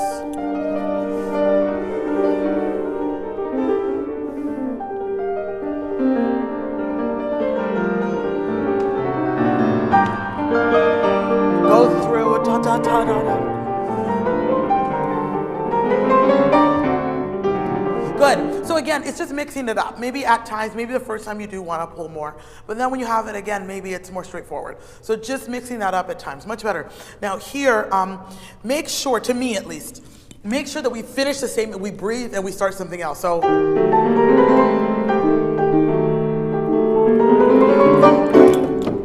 So somehow, you know what I mean? So it's a new idea. For you, I'm kind of hearing, we just go right to it. So we finish, dum, dum. So yum, dum, dum. In a sense, actually, it's on the second eighth. So dun, dun, dun. Someone could say it's dun, dum, bum, bum, bum, bum, bum, bum, bum. Someone could say that. Or they could say whatever. But make sure there's a sense that something new has started and it's not a run-on sentence. Maybe I hear something.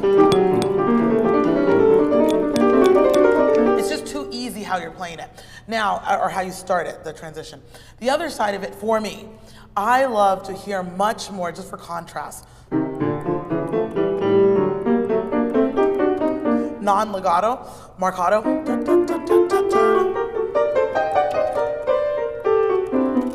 Here you see all these phrases, it's more interesting.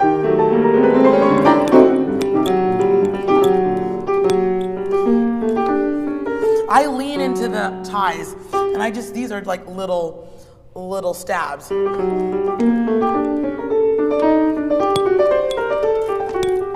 So we hear that against this.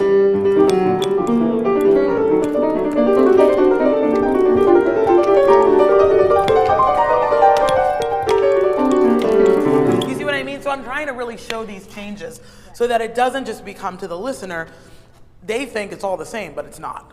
Okay, you have to show it, you have to exaggerate it a little bit. So try that a little bit, maybe from here is fine.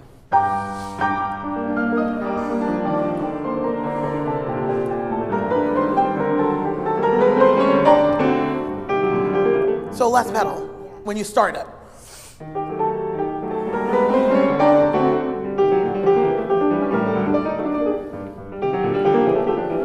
Yeah, try the left handle just for a second there.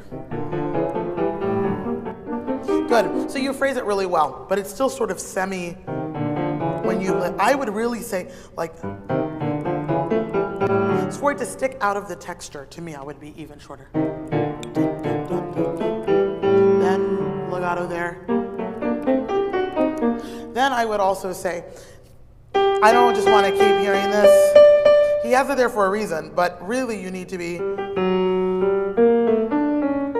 that's the melodic material.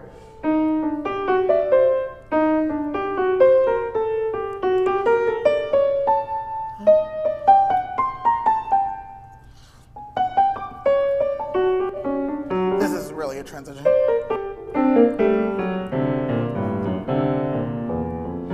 I mean, you know, it's a funny thing. You wouldn't really call it a melody as much, but it's the melodic material that we want to hear. So be careful, because otherwise I'm hearing. But the beautiful thing is, if you go slow.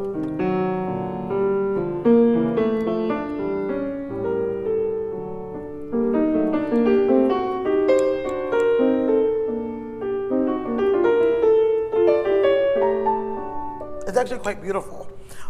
Fast in the way it is, it's easy to miss it, but you have to be bringing that out. We don't care about a bunch of da, da, da, G's, you know. We'll hear them anyway. They're going to come out. But then phrase this. Go to those notes. Somewhere in here is good.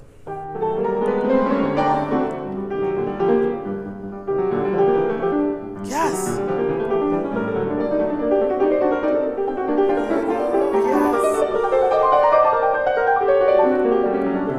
Good, and make sure, and again, pedal. This sounds so much better. Just in this direction, it's so much better. You don't need much pedal at first. that way you can hear that. Then when you get to here,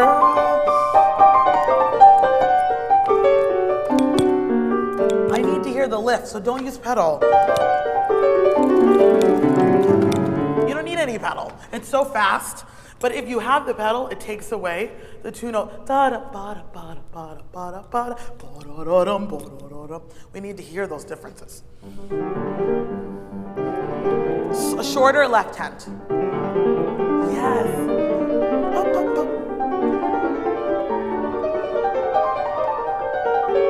Yes. Yes. Now we have a difference. Good.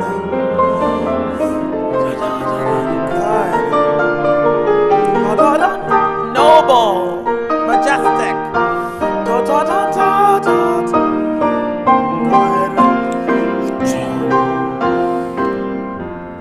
Good. Oh no, don't get pretty. Not yet. So you finish.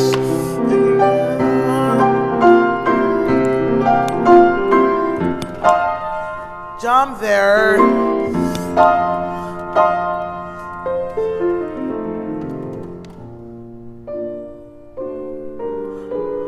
Then you get to be pretty. So you transition there, but jump to that. You almost run to that. Okay, good. Here again, very majestic.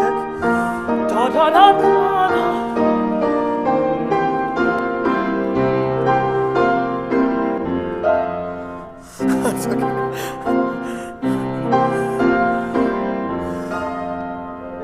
Good, but get a better sound out of it.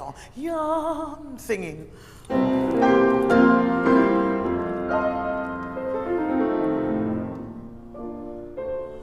Good. Beautiful. So I mostly just wanted to talk about the beginning. And it just really helps because, looking for those different phrasing, it's otherwise, because this whole movement is just never ending 16th pretty much. If we don't look for ways to show the different phrasing that he asked for, it just gets to our ears, it becomes too repetitive. And eventually we almost hear nothing. This is so interesting, these things. So, if he says no slur, really take that to heart. Okay, good, very nice. Oh, one little thing, at the very end, be careful. I would actually pull back in your sound here. Because he asked for the accents here, and you still need to have the feeling that it's gonna grow. And if you do too much here, this doesn't sound any different accents if this is too much. So da da da da, 2 times da tom, da da ba ba ba, dun dun dun, so we can hear the accent. So I would just lighten up just a little bit there, just my idea. Okay, very good, beautiful, and nothing that's really gorgeous. Actually, only thing about the second movement, to me, I think you could take these retards to heart a little bit more. I mean, come on, what composer would be so maniacal to write 4 retards in a row and literally within a measure? This is insane, right? It's okay, retard, next beat, retard, a little longer, retard, another bit. I've never seen this before. So obviously he's doing it for an emotional purpose. You are doing it, but I think you can think about why he writes that, so.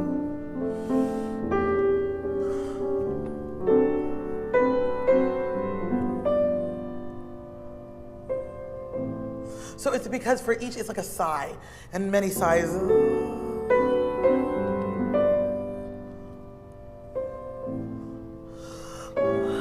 And then he's like, wait, I'm not done. So you push.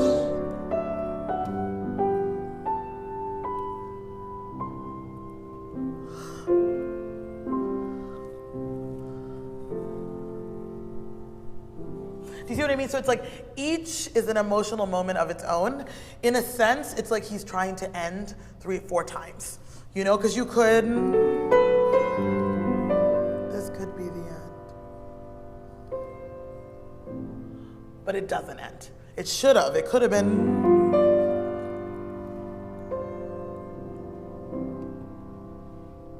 And that would have been beautiful.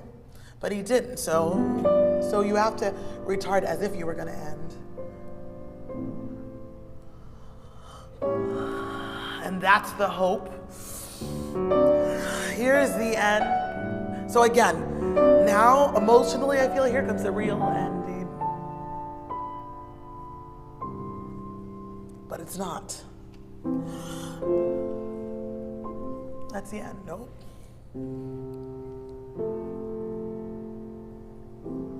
So don't try to think about the retards as like, I could understand this. You see 4 retards in a row like that, and so you could say, okay, well, I have to be mathematical about this one, so this one I won't do too much, and then maybe that one's a little more, it's just the way we think, okay, that's the most. No, wait, maybe that's the most. Like if we look at this in some kind of mathematical way, we've lost. This is specifically done because it is the sense of we're trying to end the piece 4 times. 4 times we tried to end, but we didn't. But the listener doesn't know that because if they never heard the piece, they think you're about to end. So play it as if you're trying to end it, but you decide not to each time, okay? Just emotionally, so just get into it.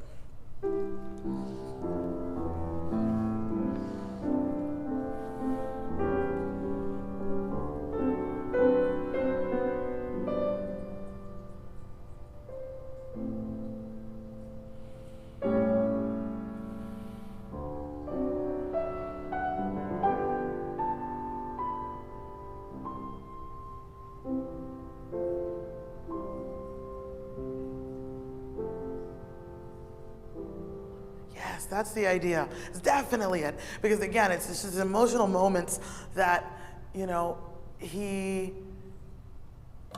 he's uncertain, of where he wants it to fall. And that's life sometimes.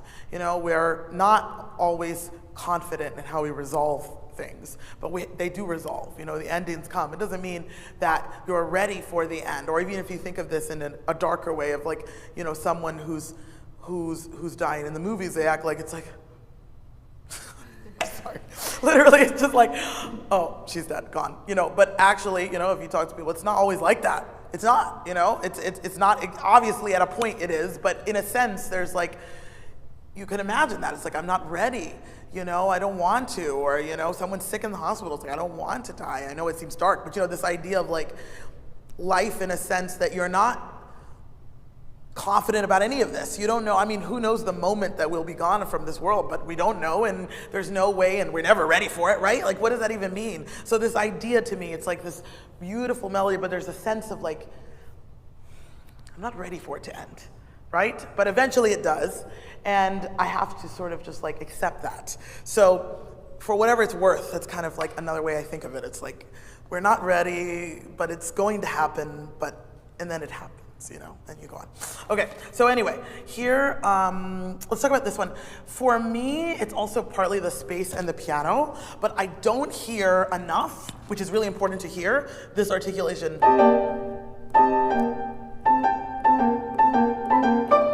So the A, it's so hard.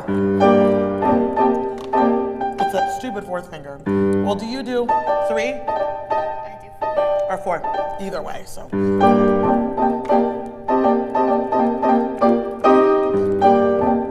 I haven't played in forever. There's 4.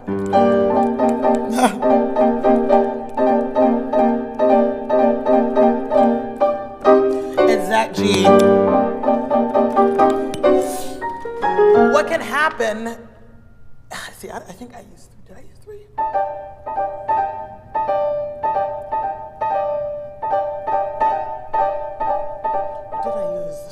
Played this when I was in high school. I don't remember what I used, but I think it was 3.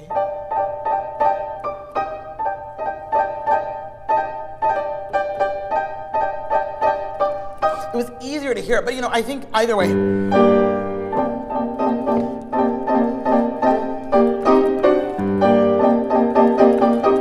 It was a little bit easier for me to bring it out, but you can do it with 4, it's fine, I don't want to change your fingering. But either way, somehow you have to make sure that you're lifting, and what we don't hear is the G. So the A usually comes out, it's the first one. So we hear da, da, da, da, da, da. So ba-dum, ba-dum, ba-dum, ba-dum, bum, bum, and the most important one really is there. Here we won't be able to tell as much because it's just, but here, we have here the first beat.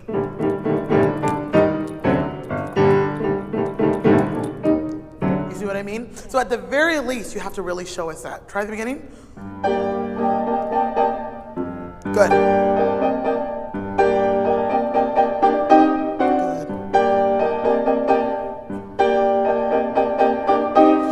another thing is, wait, try it up to the tempo you did.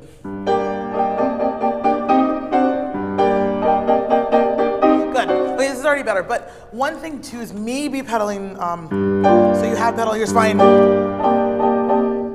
I would make sure there's no pedal there.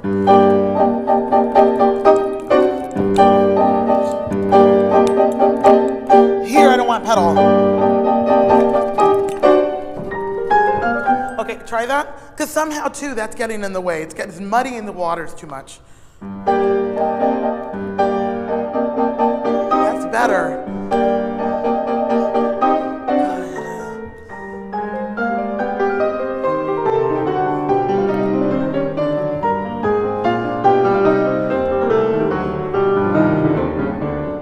Good. I think that's better. Experiment with that, and especially depending on the space and the pianos and how wet the room is, we won't hear it at all. And so I could not hear your downbeat. So you have to be careful how much pedal you use, and especially right when you get to articulating this. Now, here. I'm not convinced of the three phrases here as a whole, because it starts again. So, da da da ya da dum, da da da da da da da da da da dum, da da da. So again, make sure you finish and then you start. Very often, sometimes we don't convincingly finish phrasing, and even as we finish, we're thinking about the next one, and we don't breathe and then start again. So this is also, to me, I don't feel that. I don't feel like this is a reiteration. Go from here.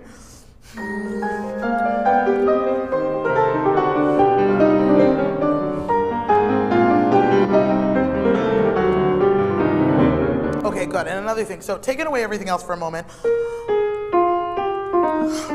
there's a restlessness.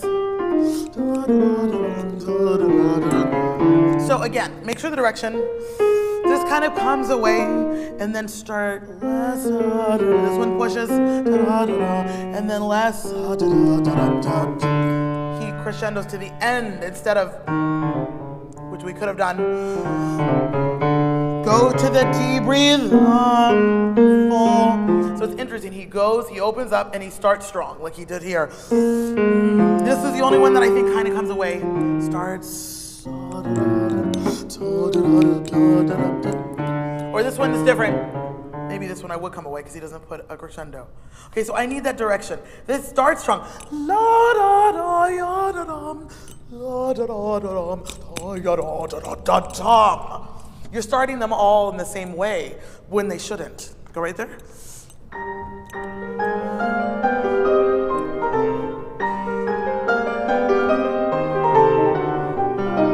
Good. That one was good. That wasn't. Don't give me an accent at the beginning of that.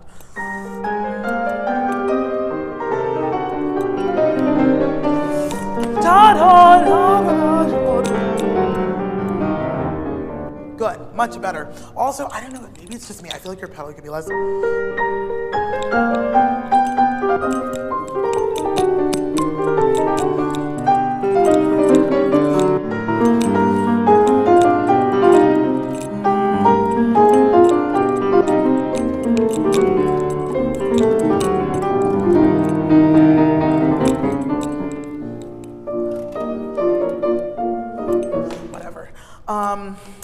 Try just changing the pedal more, more rapidly, and just clearing it more. I just want to see, because I feel, at least I'll watch you this time, that you don't need as much.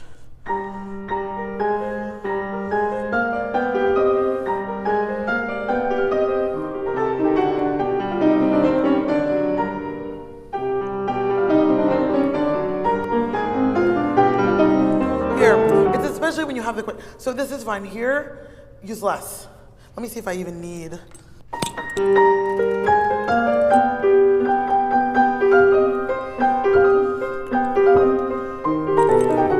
Yeah, I lift there.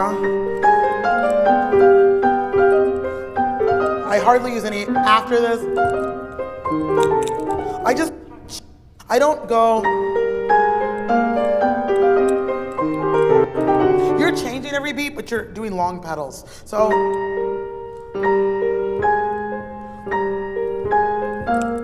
I lift more, see, before it's,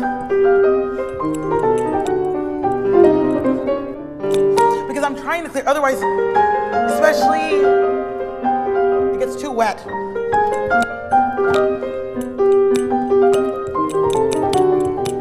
And the other thing is, look at the left hand. It's not, no, there's no slur. Sorry.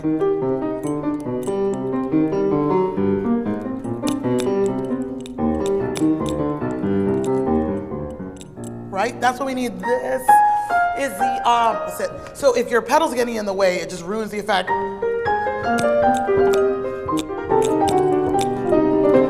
See what I'm doing? So that it's kind of like in that first movement.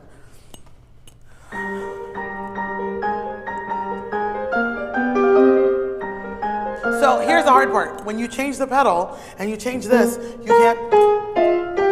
This has to have really good arm and finger legato. Oh, ya, da, da, da. See? You have to have really good finger legato to make up for that.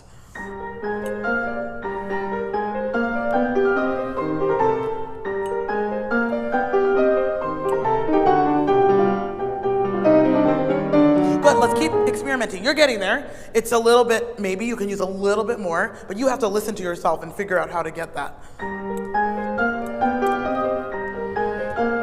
Good.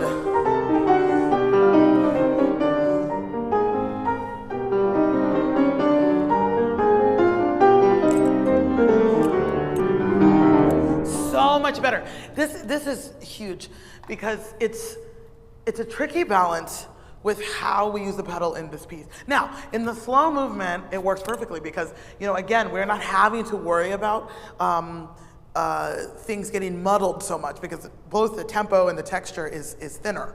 So in these movements, in the faster movements like this, we have to find, because you notice mostly everything I've said, no wait, change the pedal, because I think that you have to be careful how you're using the pedal. Sometimes, one of my students is working on this right now, I've made him practice parts of without pedal at all. Because what you have to do is you have to make your fingers do the work. Whether it's the finger legato, and if one hand does not have the slurs, then making sure that it's non-legato. You have to create these differences in textures so that the music doesn't just become sort of a wash, in some ways. Not to say you're playing that way, but I'm saying that it can almost, the distinctiveness of the characters just does not come through. Much better. Okay, good.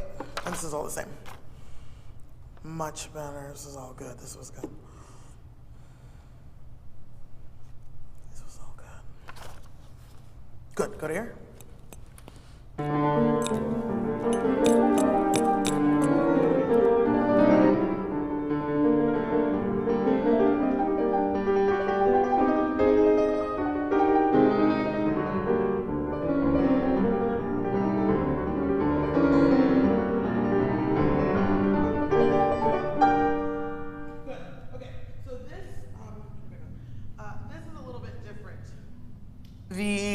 What's tricky about this one? Because in this, pedal's part of it, but another part is about, to me, is what you're bringing out and what I'm supposed to listen to. So at times I don't know what I should be following and what to listen to. And going back to that idea of like distinctiveness. So I think there's these little inner lines and I wish sometimes I hear them very well, sometimes I wish I could hear them more. So you have, so I'm just gonna go slowly and without the pedal.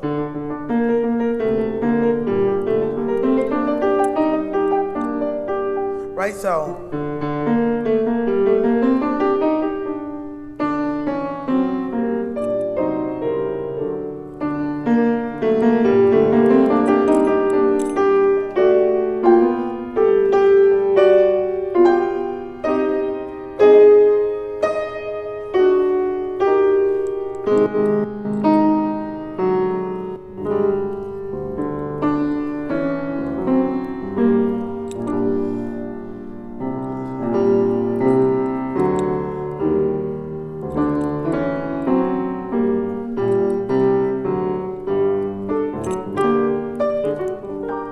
To me, this is what we want to hear. And I find,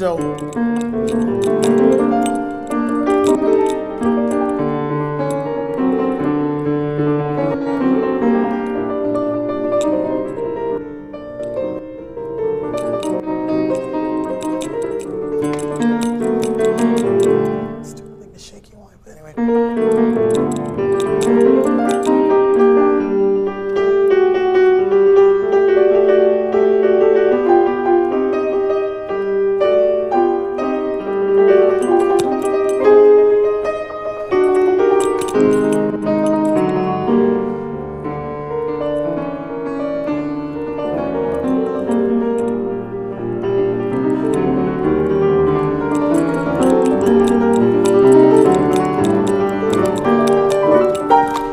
Okay, so that we're hearing all of this, and it makes it so much more interesting. And without so much, I'm so careful about how I use the pedal. I want you to do it under tempo. I want you to show me these themes and a little less pedal. Make your fingers do the work a little bit more.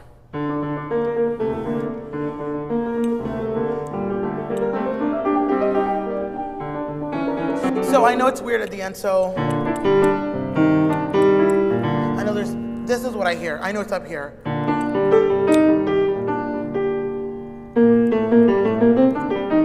The right hand top does it. I like bringing that because it's, I bring on the bottom. So maybe, bringing out those notes or something, because I feel like that's part of it. Yes.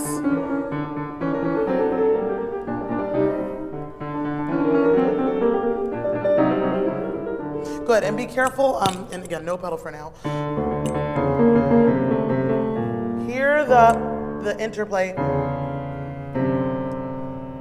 between the bass and whatever line, and then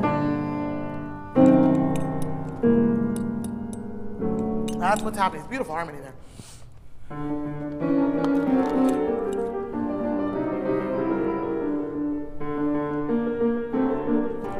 Da da da da da.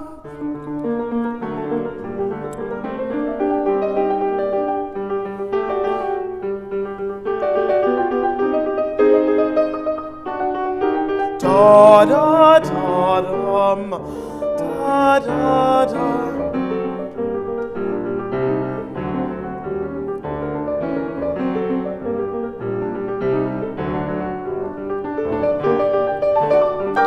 Yes, that's the idea. Okay, so let's go back and add some pedal and a little more closer to your tempo, but I want you to be hearing this.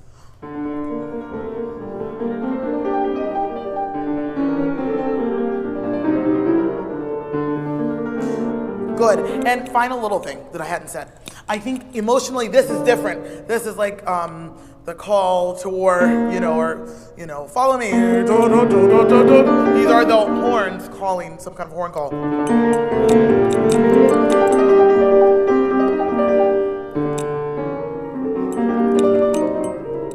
This is a different emotion. This is almost like trembling.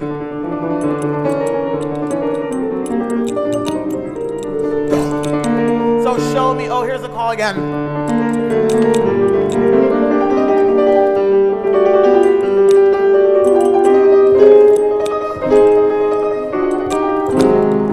Yeah.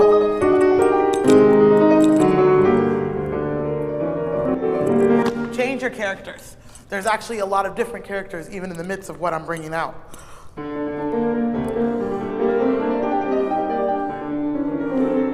Da, da, da, da, ba.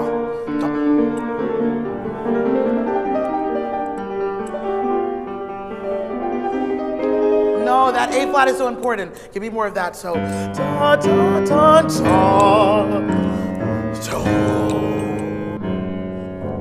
That A flat is unexpected, and you have to stab us with that more. That's the stab.